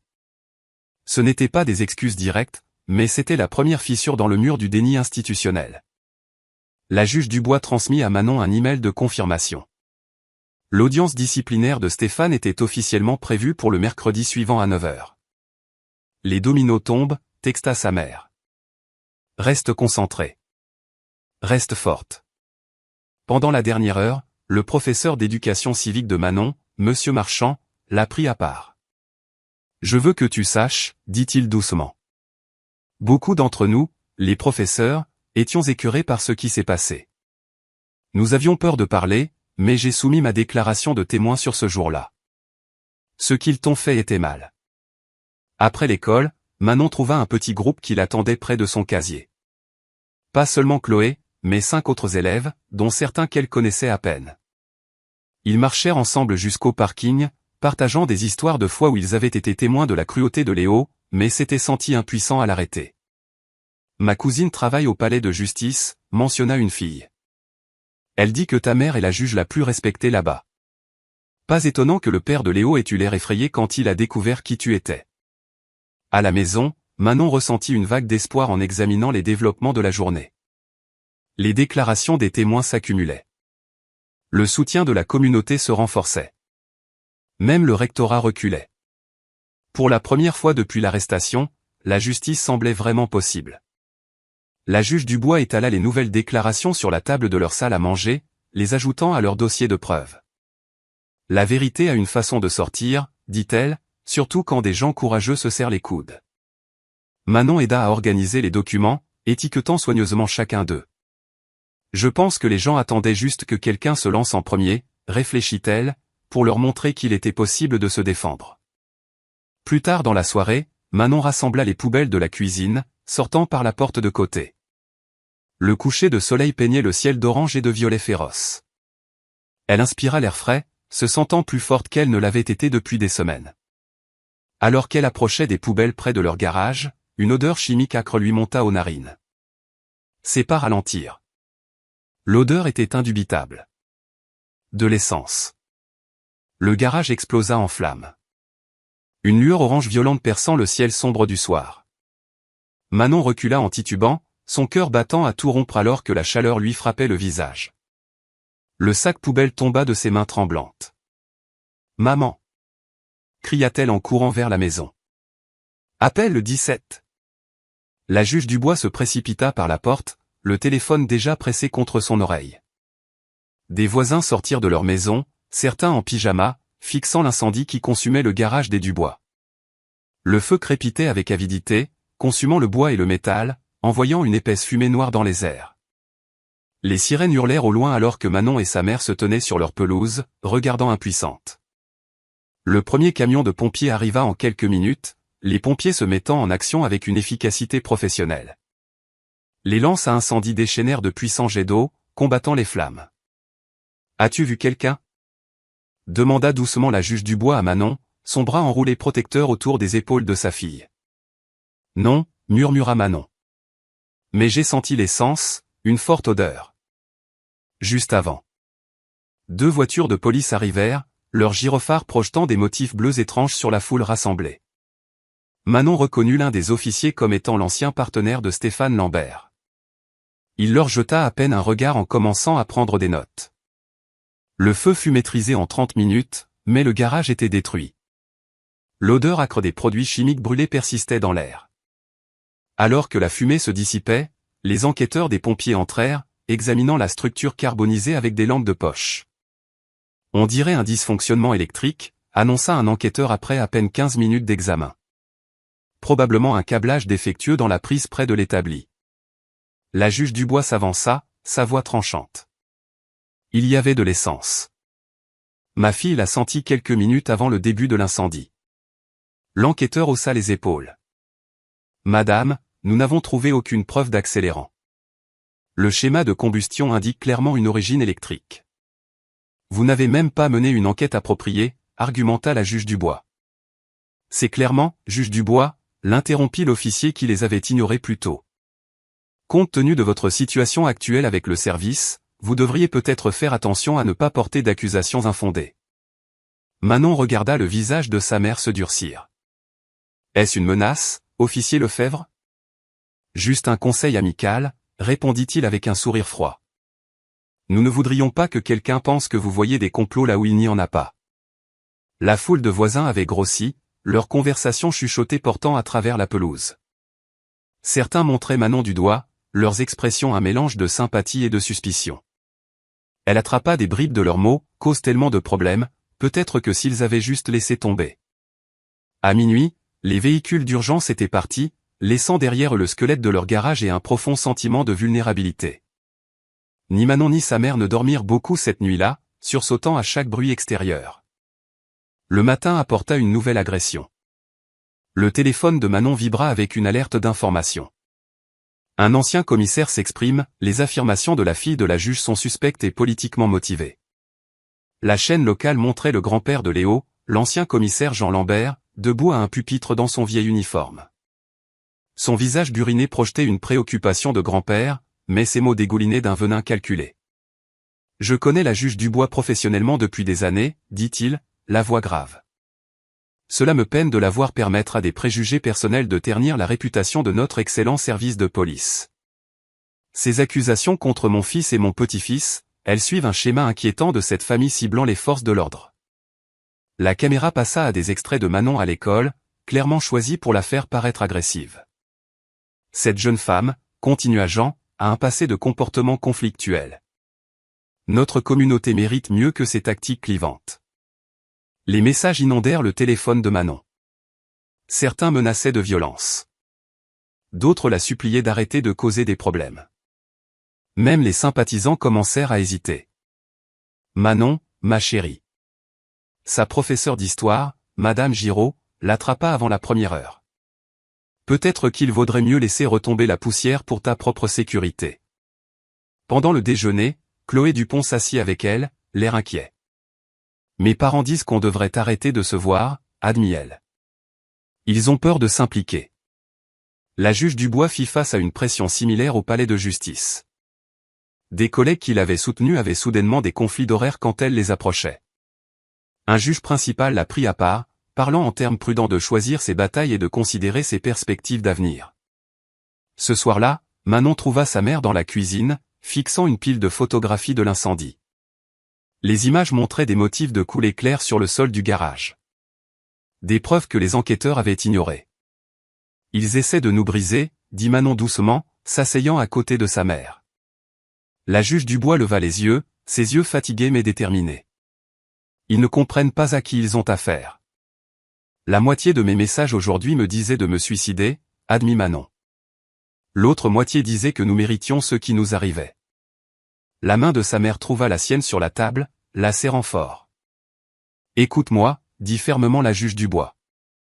Ton grand-père a marché pour les droits civiques. Ta grand-mère a intégré son cabinet d'avocat. Quand les gens se battaient pour la justice, ce n'était jamais facile. Ce n'était jamais sûr. J'ai peur, murmura Manon. Je sais, ma chérie. Moi aussi. La juge Dubois sortit un bloc-notes neuf. Mais avoir peur ne signifie pas que nous arrêtons. Cela signifie que nous nous battons pour quelque chose qui en vaut la peine. Le lendemain matin, elles étaient assises à leur table de petit déjeuner, toutes deux épuisées mais résolues. La juge Dubois serra la main de Manon alors qu'elle révisait leurs notes de dossier. « Quoi qu'il nous jette à la figure, déclara-t-elle, sa voix forte malgré tout, nous avançons. La vérité ne brûle pas. » Manon hocha la tête, puisant sa force dans la détermination inébranlable de sa mère. De l'autre côté de leur fenêtre, des camionnettes de chaînes d'information se rassemblaient déjà, mais elle les remarquait à peine. Elles avaient du travail à faire. Les yeux de Manon s'ouvrirent dans l'obscurité, son réveil affichant 4h47. Le sommeil avait été agité, rempli d'images de flammes et de silhouettes sombres. Mais alors qu'elle s'asseyait dans son lit, la détermination l'emporta sur son épuisement. Aujourd'hui, elle commencerait à riposter. Elle enfila des vêtements confortables et descendit sans bruit à la cuisine, surprise de trouver sa mère déjà là, des documents juridiques étalés sur la table. « Tu n'as pas pu dormir non plus ?» demanda Manon en attrapant la cafetière. La juge Dubois leva les yeux, des cernes sombres sous les yeux. « Je revois les précédents depuis 3 heures. » Elle désigna la pile de dossiers. « Le système s'attend à ce que nous abandonnions. C'est leur stratégie. Escalader jusqu'à ce que la victime recule. » Manon s'installa sur une chaise, réchauffant ses mains autour de sa tasse de café. « Alors changeons les règles du jeu. » Pendant l'heure suivante, elles travaillèrent dans un silence concentré. Manon sortit son téléphone, téléchargeant et organisant méthodiquement chaque élément de preuve qu'elles avaient rassemblé. Vidéo de la première confrontation dans le couloir. Capture d'écran de textos menaçants. Déclaration de témoins recueillies auprès d'élèves courageux. Les images de la caméra piéton qui avait fuité, montrant l'arrestation agressive de Stéphane Lambert. « Maman », dit enfin Manon, sa voix stable malgré son cœur qui s'emballait. « J'ai besoin de dire quelque chose. » La juge Dubois posa son stylo, accordant toute son attention à sa fille. « Ils ont brûlé notre garage. Ils menacent nos vies. Une partie de moi veut céder juste pour me sentir à nouveau en sécurité. » Les mains de Manon tremblaient légèrement, mais sa voix se raffermit. « Mais si nous arrêtons maintenant, quel message cela envoie-t-il ? Que les brutes gagnent si elles sont assez effrayantes. Que la justice ne fonctionne que pour les puissants. » Elle afficha un message texte récent et le montra à sa mère. « Votre Jean n'a pas sa place ici. Connaissez votre place. Il ne s'agit plus seulement de Léo, continua Manon. Ou de l'officier Lambert. Il s'agit de chaque enfant qui a été terrorisé par des brutes avec des relations. Chaque personne à qui on a dit de connaître sa place. Si nous reculons, nous leur disons à tous de se taire et d'accepter les abus. » La juge Dubois tendit la main à travers la table, saisissant celle de Manon. « Tu parles comme ta grand-mère. Elle disait que le courage, ce n'est pas de ne pas avoir peur. C'est d'être terrifié et de tenir bon quand même. » Exactement. Manon ouvrit son ordinateur portable, montrant les dossiers de preuves organisés. J'ai tout structuré chronologiquement. Incident initial, escalade, l'arrestation, les menaces ultérieures, l'incendie du garage, avec tous les documents à l'appui référencés. Elles passèrent les heures suivantes à répéter les témoignages. Manon s'entraîna à rester calme en décrivant le harcèlement. La juge Dubois l'aida à se préparer au contre-interrogatoire hostile, jouant l'avocat du diable avec une intensité croissante. « Et n'est-il pas vrai, » lança la juge Dubois, imitant un contre-interrogatoire agressif, « que vous avez provoqué monsieur Lambert en le filmant sans son consentement ?»« Non, » répondit fermement Manon. « J'ai commencé à enregistrer après qu'il m'ait délibérément agressé dans le couloir. Enregistrer des interactions publiques et légalement protégées, surtout pour documenter du harcèlement. » La matinée s'étira en après-midi, elles commandèrent un déjeuner à livrer, aucune ne voulant quitter la maison. Manon remarqua que sa mère passait des appels entre les séances de pratique, parlant à voix basse avec des collègues en qui elle avait confiance. Vers 15 heures, le téléphone de Manon vibra. Chloé Dupont avait envoyé une nouvelle vidéo. Léo se vantant dans les vestiaires de la façon dont sa famille allait détruire les Dubois. « Je peux témoigner », disait le message de Chloé. « J'ai peur, mais j'en ai fini d'être silencieuse. » D'autres messages suivirent. D'autres élèves proposant des déclarations. Un professeur écrivant anonymement sur les dissimulations systématiques du comportement de Léo. Le concierge de l'école confirmant qu'il avait vu Léo vandaliser le casier de Manon. Ils trouvent leur courage, dit Manon en montrant les messages à sa mère. La juge Dubois hocha la tête. Parfois, les gens ont juste besoin de voir quelqu'un d'autre se lever en premier. Alors que le soir approchait, Manon remarqua quelque chose d'étrange. Les messages menaçants qui avaient bombardé son téléphone pendant des jours s'arrêtèrent soudainement. Pas de nouveaux appels anonymes, pas de voitures sombres passant devant leur maison. Ils sont silencieux, dit-elle à sa mère pendant le dîner. Trop silencieux. Ils préparent quelque chose pour demain, acquiesça la juge Dubois. Mais nous avons mieux préparé notre coup. Elles restèrent debout tard, peaufinant leur stratégie. Manon s'entraîna à garder sa voix stable en décrivant l'incendie du garage. La juge Dubois répéta son propre témoignage sur le schéma d'intimidation et d'obstruction institutionnelle. Souviens-toi, conseilla la juge Dubois alors qu'elle se préparait enfin à se coucher. Ils essaieront de te mettre en colère demain. Ils veulent que tu paraisses émotive, instable. Ton pouvoir réside dans le fait de rester calme tout en disant la vérité. Manon serra sa mère dans ses bras. Comme tu le dis toujours au tribunal, la vérité a sa propre autorité. Le sommeil vint par bribes cette nuit-là. Manon rêva de salles d'audience et de bâtiments en feu, d'insignes et de menottes. Mais quand son réveil sonna à 6 heures, elle se sentit étrangement calme. Elle s'habilla soigneusement d'un blazer et d'une jupe bleue conservateur, attachant ses cheveux en arrière. En bas, la juge Dubois portait son tailleur noir le plus formel. Son autorité de juge remplacée aujourd'hui par son rôle de mère luttant pour la justice. Elles prirent leur petit déjeuner en silence, révisant leurs notes une dernière fois. Manon rangea leur dossier de preuves dans la mallette en cuir de sa mère, manipulant chaque document avec soin. Ces papiers représentaient plus que leur simple affaire. Ils portaient le poids de chaque personne à qui on n'avait jamais dit de se taire face à l'abus. Le soleil venait de poindre à l'horizon quand elles sortirent. Des camionnettes de chaînes d'information s'étaient déjà rassemblées au bout de leur rue, les caméras suivant leurs mouvements. Manon se redressa, se souvenant des mots de sa mère sur le courage. Elles marchèrent ensemble vers la voiture, sans parler, mais puisant leur force dans la présence de l'autre. Alors que la juge Dubois tournait la clé dans le contact, Manon toucha la clé USB dans sa poche contenant leurs preuves. Tout ce dont elles avaient besoin était prêt. Le palais de justice se dressait devant elle alors qu'elle se dirigeait vers le centre-ville, sa façade de pierre brillant dans la lumière du matin. D'autres journalistes attendaient sur les marches, ainsi que des groupes de sympathisants et de manifestants. Manon aperçut le grand-père de Léo dans son vieil uniforme de commissaire, tenant la cour avec les médias locaux. La juge Dubois se gara sur sa place réservée, coupa le moteur et se tourna vers sa fille. « Prête ?» Manon hocha la tête, agrippant la poignée de la mallette. Ensemble, elles sortirent dans l'air frais du matin et commencèrent à marcher vers les marches du palais de justice, leurs pas parfaitement synchronisés. La chambre principale du palais de justice historique était bondée bien au-delà de sa capacité, les gens serrés épaule contre épaule sur les bancs en bois. Des caméras de télévision bordaient le mur du fond, leur lumière rouge clignotant régulièrement. Le soleil du matin filtrait par de hautes fenêtres, attrapant des grains de poussière dans des rayons dorés. Manon était assise bien droite à côté de sa mère, observant les officiers en uniforme remplir le côté gauche de la salle en signe de solidarité avec Stéphane Lambert. Sur leur droite, elle reconnut des élèves, des professeurs et des membres de la communauté, certains solidaires, d'autres hostiles.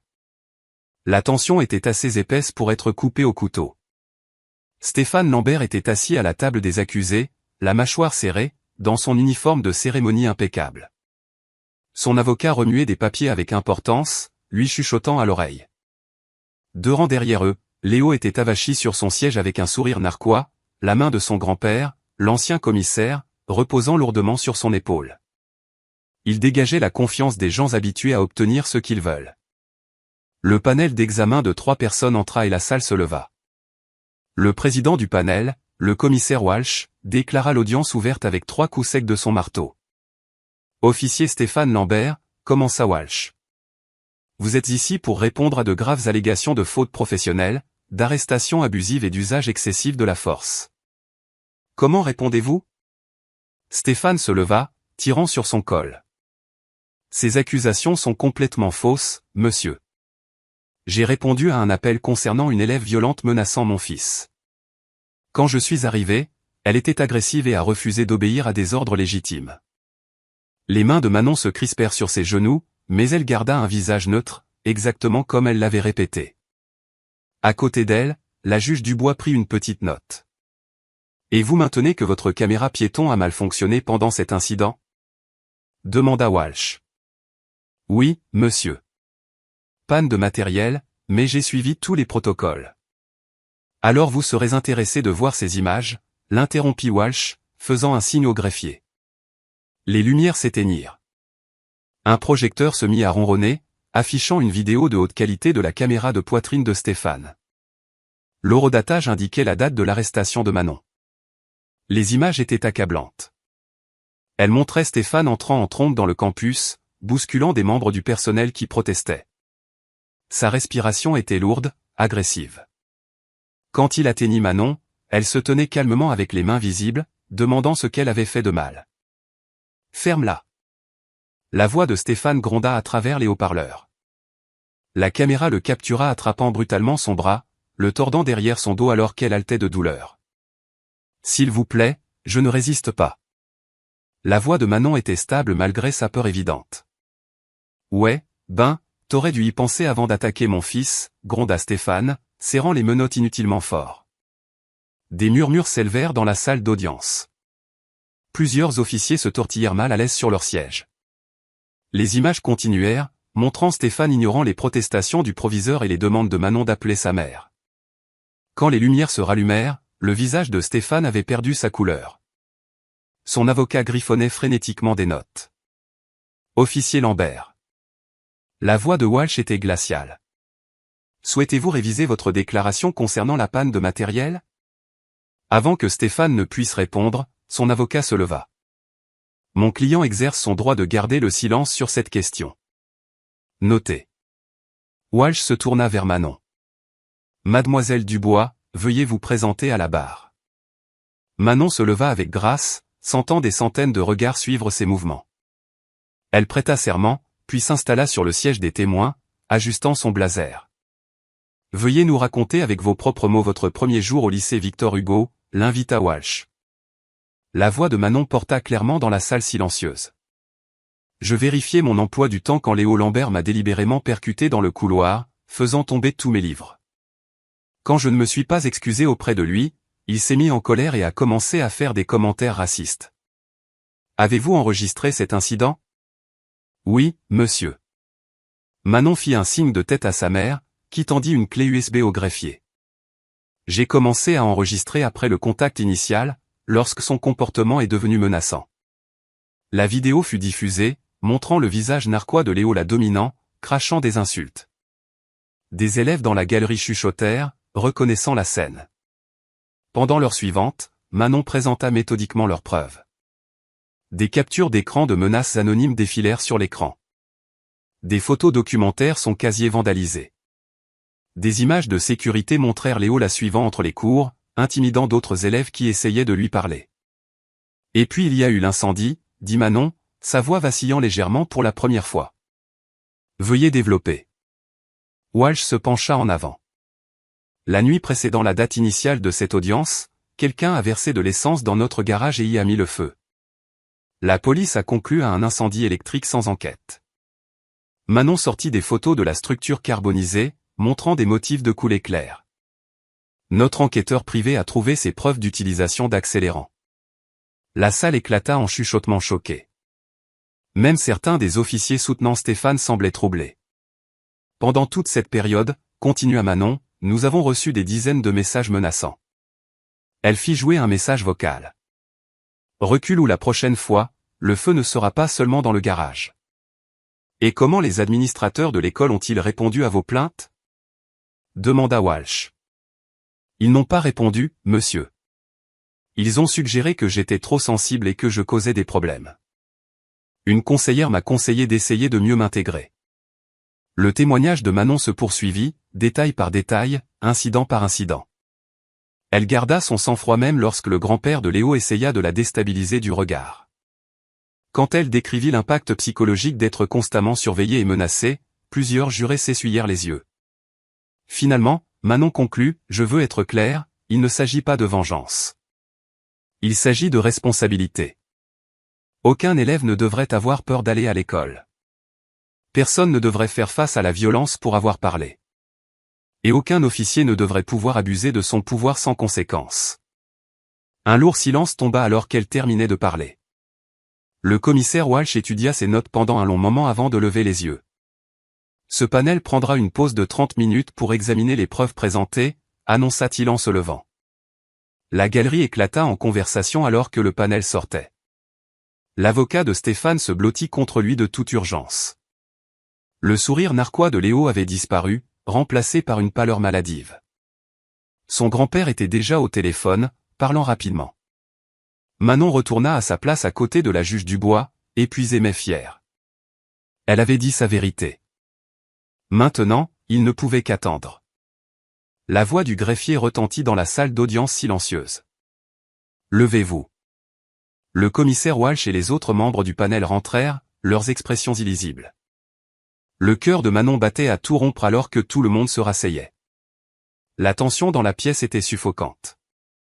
Avant de continuer, commença Walsh, la juge Dubois a des preuves supplémentaires à présenter concernant la faute institutionnelle. Votre honneur. La juge Dubois se leva avec grâce, ses talons claquant contre le sol alors qu'elle s'approchait du pupitre. Elle portait un épais classeur en cuir, son visage empreint de détermination. Membre du panel, commença-t-elle, sa voix claire et mesurée. Ce à quoi nous avons assisté aujourd'hui va bien au-delà d'un simple incident d'arrestation abusive. Je présente des preuves d'abus de pouvoir systématique et de protection institutionnelle de la mauvaise conduite de la famille Lambert. Elle ouvrit son classeur, sortant une pile de documents. Premièrement, ce sont des emails internes entre les administrateurs de l'école discutant de la manière de gérer la situation du bois. Notez les mentions répétées de la pression de l'ancien commissaire Jean Lambert pour faire disparaître cette affaire. Les documents furent distribués au panel. Les sourcils de Walsh se haussèrent en lisant. De plus, continua la juge Dubois, nous avons le témoignage de 3 anciens employés de l'école qui ont été licenciés ou mutés après avoir signalé le comportement de Léo Lambert les années précédentes. Elle désigna un groupe de personnes dans la galerie qui se levèrent brièvement. Ils sont ici aujourd'hui, enfin prêts à parler. Stéphane se tortilla mal à l'aise sur sa chaise. Son avocat feuilletait frénétiquement des papiers. Mais le plus troublant peut-être, la voix de la juge Dubois se durcit, et cette preuve de falsification de preuves. Elle produisit un rapport technique. Une analyse forensique du serveur de caméra piéton du commissariat montre plusieurs tentatives d'accès non autorisées la nuit de l'arrestation de Manon, toutes tracées jusqu'aux identifiants de l'officier Lambert. Des exclamations de surprise parcoururent la salle d'audience. Plusieurs officiers en uniforme se regardèrent avec malaise. Nous appelons Chloé Dupont, présidente du conseil des élèves, annonça le greffier. Une jeune fille menue avec des lunettes s'approcha de la barre, visiblement nerveuse mais déterminée. Après avoir prêté serment, elle parla clairement dans le microphone. Le harcèlement de Léo dure depuis des années, témoigna-t-elle. Le semestre dernier, il a poussé mon frère dans les escaliers parce qu'il était assis à sa place à la cantine. Quand nous l'avons signalé, le proviseur a dit que nous avions du mal à comprendre.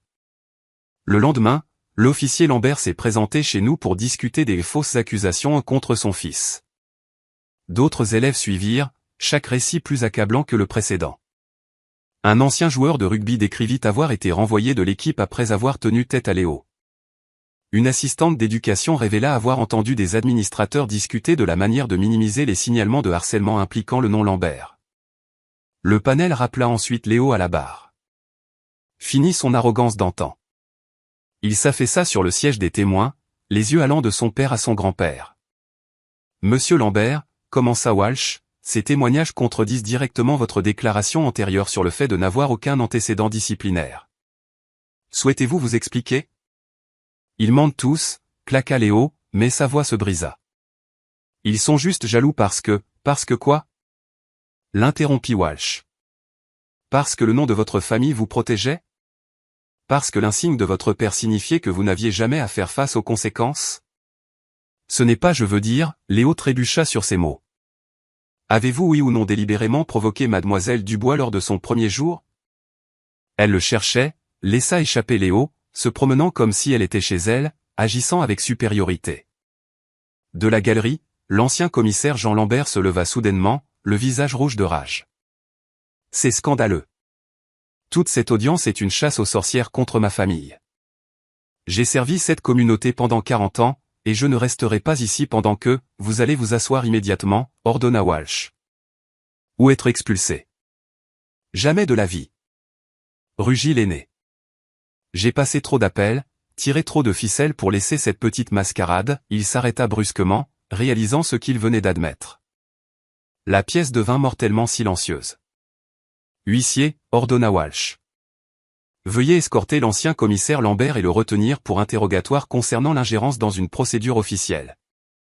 Alors que les agents de sécurité s'approchaient, le sang-froid de Jean Lambert s'effondra complètement. Vous pensez que ça veut dire quelque chose? J'ai encore des amis à la préfecture. Un coup de filet, et quoi?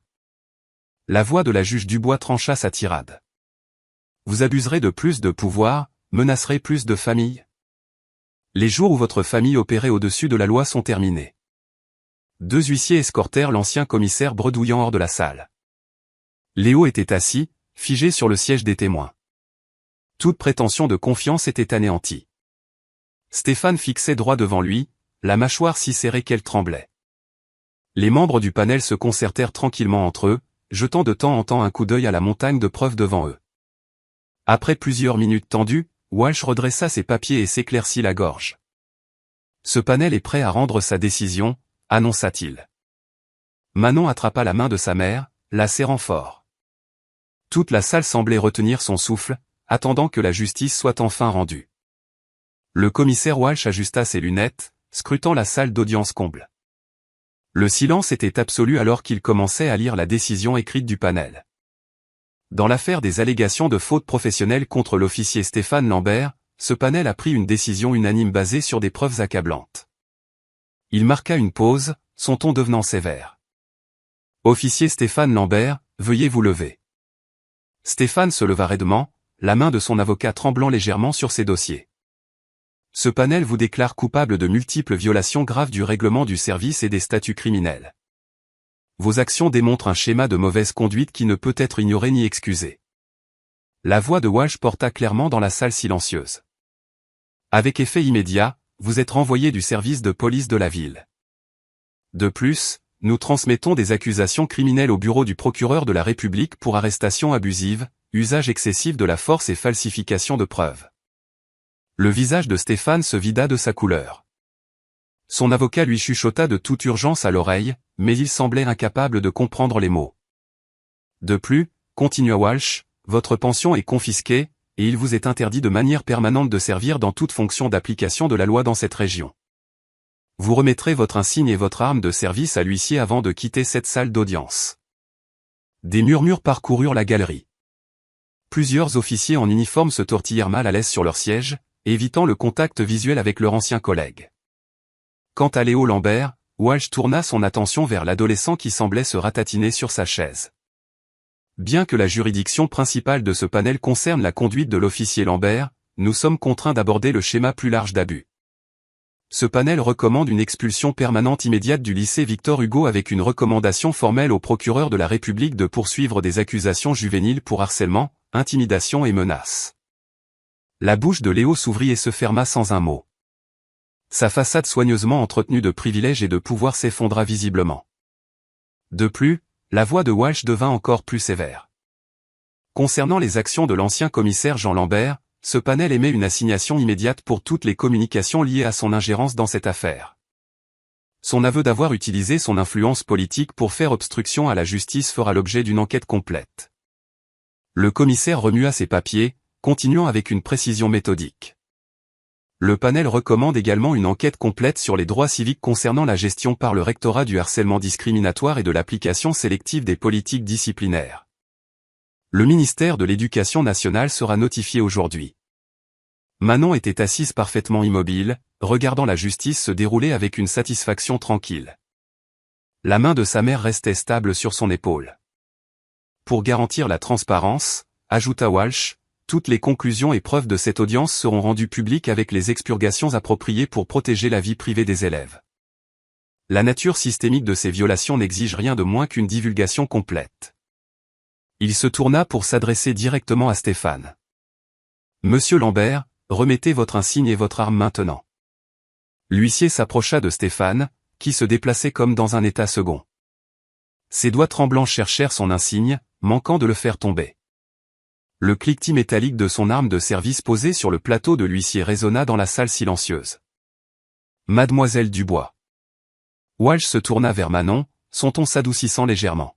« Ce panel salue votre courage d'avoir parlé et votre persévérance dans la recherche de la justice malgré des pressions et des menaces importantes. Vos actions ont exposé de graves problèmes qui devaient être résolus. » Manon hocha la tête avec grâce, gardant son sang-froid alors même que le soulagement l'inondait. Cette audience est levée. Walsh frappa une fois son marteau, le son sec et final. La salle éclata dans un chaos contrôlé. Les journalistes se précipitèrent vers les portes, les téléphones déjà pressés contre leurs oreilles. L'avocat de Stéphane rangea à la hâte des papiers dans sa mallette, parlant rapidement à son client abasourdi. Léo s'enfuit de la pièce, manquant de trébucher sur ses propres pieds. Plusieurs camarades de classe de Manon qui avaient témoigné s'approchèrent d'elle, offrant de discrètes félicitations et des sourires de soutien. Le jeune officier, qui avait fourni les images de la caméra piéton, croisa son regard de l'autre côté de la pièce et lui fit un subtil signe de tête respectueux. La juge Dubois rassembla calmement leurs affaires, ses mouvements précis et sans hâte. « Laissons-les un moment pour évacuer, » murmura-t-elle à Manon. Pas besoin de se battre dans la foule. Elles regardèrent Stéphane être escorté par une porte latérale, les épaules affaissées par la défaite. Les policiers qui étaient venus le soutenir sortirent en silence, leur solidarité antérieure s'étant évaporée face à des preuves irréfutables. Les équipes de télévision installèrent leur matériel à l'extérieur, se préparant à diffuser la décision historique. À travers les fenêtres du palais de justice, Manon pouvait voir la foule de membres de la communauté qui attendaient de connaître le résultat. « Prête ?» demanda la juge Dubois après plusieurs minutes. Manon se leva en lissant sa jupe. « Prête. » Elles marchèrent ensemble vers l'entrée principale, leurs pas résonnant dans le couloir maintenant vide. Les lourdes portes s'ouvrirent et Manon cligna des yeux sous la lumière vive du soleil. Un instant, tout sembla s'arrêter. Puis la foule éclata en applaudissements. Élèves, parents, professeurs et citoyens qui avaient suivi l'affaire. Ils applaudirent et acclamèrent l'apparition de Manon. Des pancartes avec « La justice prévaut » et « Debout contre l'abus de pouvoir » s'agitaient au-dessus de la foule. Chloé Dupont, la présidente du conseil des élèves qui avait témoigné, lança un chant. « Merci, Manon. Merci, Manon. » Manon sentit les larmes lui monter aux yeux, non pas de peur ou de frustration cette fois, mais du sentiment écrasant de justification. Tous ces mois de documentation, de ténacité, de refus de reculer, avaient finalement conduit à ce moment de justice indéniable et transparente. Les journalistes se précipitèrent, microphone tendu, mais la juge Dubois guida habilement Manon à travers la foule. Les applaudissements continuèrent, déferlant sur elle en vagues de soutien et d'appréciation. Manon aperçut certains de ses professeurs dans la foule, ne détournant plus le regard, mais la regardant avec respect et, dans certains cas, des sourires d'excuses. Le poids qui avait oppressé sa poitrine depuis cette première confrontation dans le couloir se souleva enfin complètement. Elle se tenait droite et fière, laissant la communauté témoigner de sa dignité dans la victoire. Le lendemain matin, la lumière du soleil filtrait par la fenêtre de la chambre de Manon, peignant des rayures chaudes sur sa couette. Elle s'assit lentement, savourant le calme paisible, si différent des matins tendus des derniers mois. Son téléphone vibra avec des messages de soutien au lieu de menaces, un changement bienvenu qui semblait encore légèrement surréaliste. Alors qu'elle se préparait pour l'école, Manon aperçut son reflet dans le miroir.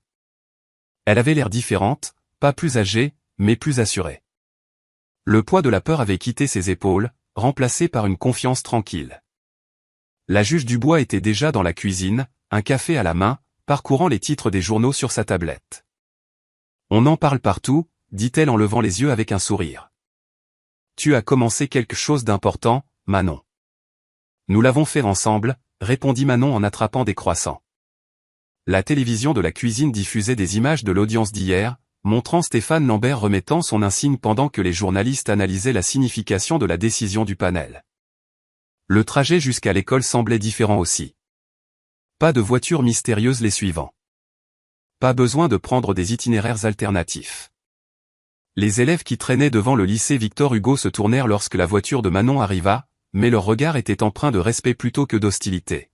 « Passe une bonne journée, dit chaleureusement la juge Dubois. Je suis si fier de toi. Manon sortit dans l'air matinal, la tête haute. Chloé Dupont se précipita immédiatement vers elle, la serrant fort dans ses bras. Manon, as-tu vu les nouvelles? Ils parlent de changer les règlements grâce à toi. D'autres élèves se rassemblèrent autour, la félicitant et partageant des histoires sur le verdict de l'audience. Même ceux qui étaient restés silencieux pendant le règne de terreur de Léo parlaient maintenant de combien sa prise de position avait été inspirante. Je n'arrive pas à croire que tu aies tenu tête à l'officier Lambert comme ça, dit une élève de seconde avec admiration. Tu as été si courageuse dans cette salle d'audience. La vérité était de mon côté, répondit simplement Manon. Parfois, c'est tout ce dont on a besoin. Marcher dans les couloirs était surréaliste. Là où il y avait eu des chuchotements et des regards hostiles, elle recevait maintenant des sourires et des hochements de tête respectueux. Les professeurs qui avaient détourné le regard pendant le harcèlement de Léo se faisaient maintenant un devoir de la saluer chaleureusement. Pendant la première heure, la voix de Monsieur Duval crépita dans l'interphone. Attention élèves et personnel. Veuillez vous joindre à moi pour féliciter Manon Dubois, qui a été sélectionnée pour recevoir le prix du courage de la jeunesse du préfet pour son rôle dans la dénonciation de la mauvaise conduite et sa lutte contre l'injustice. Des applaudissements éclatèrent dans toutes les salles de classe. Les camarades de Manon se tournèrent pour lui sourire alors que le proviseur continuait. De plus, la fondation communautaire de la ville a créé la bourse Manon Dubois pour la justice, qui fournira un soutien annuel aux étudiants issus de minorités poursuivant des carrières en droit et dans le service public. Manon sentit les larmes lui monter aux yeux, les refoulant rapidement. Il ne s'agissait plus seulement d'elle maintenant. Il s'agissait de créer un changement durable. Entre les cours, son téléphone vibra avec un message de sa mère. Le cabinet du préfet vient d'appeler. Ils veulent te remettre ta distinction à la préfecture la semaine prochaine. Ton courage inspire des gens dans toute la région. La camionnette des nouvelles locales était toujours garée à l'extérieur à l'heure du déjeuner. Les journalistes espéraient des interviews de suivi. Chloé et plusieurs autres élèves formèrent un cercle protecteur autour de Manon alors qu'elle se dirigeait vers la cantine. Vous n'avez plus besoin de me protéger, dit Manon avec un petit rire.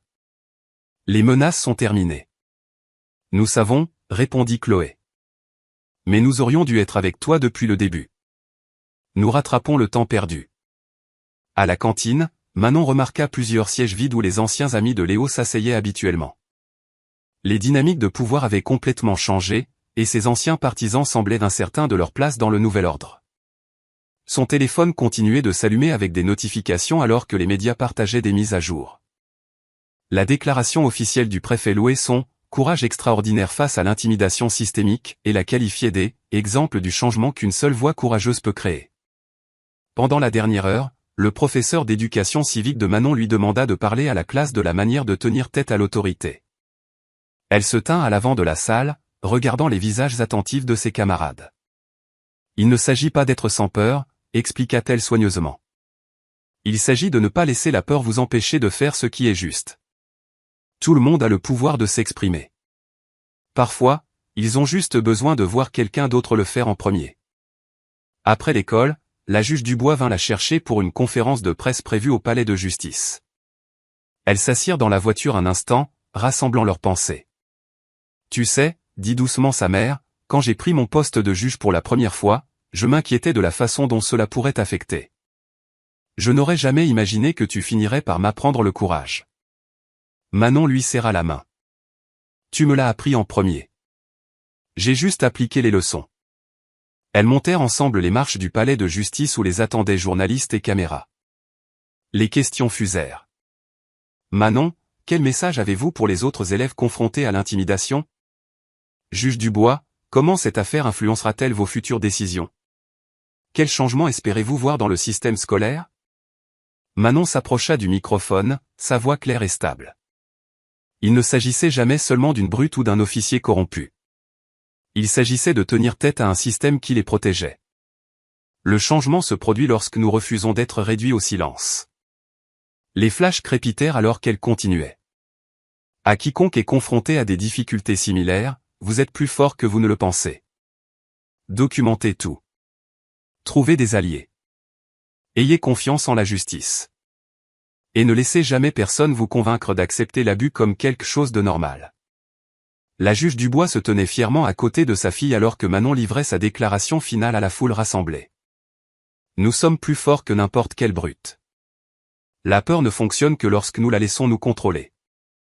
La vérité est plus puissante que n'importe quel insigne ou menace.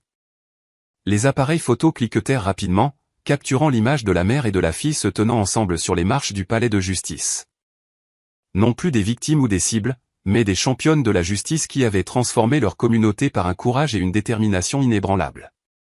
Si vous avez apprécié l'histoire, laissez un like pour soutenir ma chaîne et abonnez-vous pour ne pas manquer la prochaine. À l'écran, j'ai sélectionné 2 histoires spéciales juste pour vous.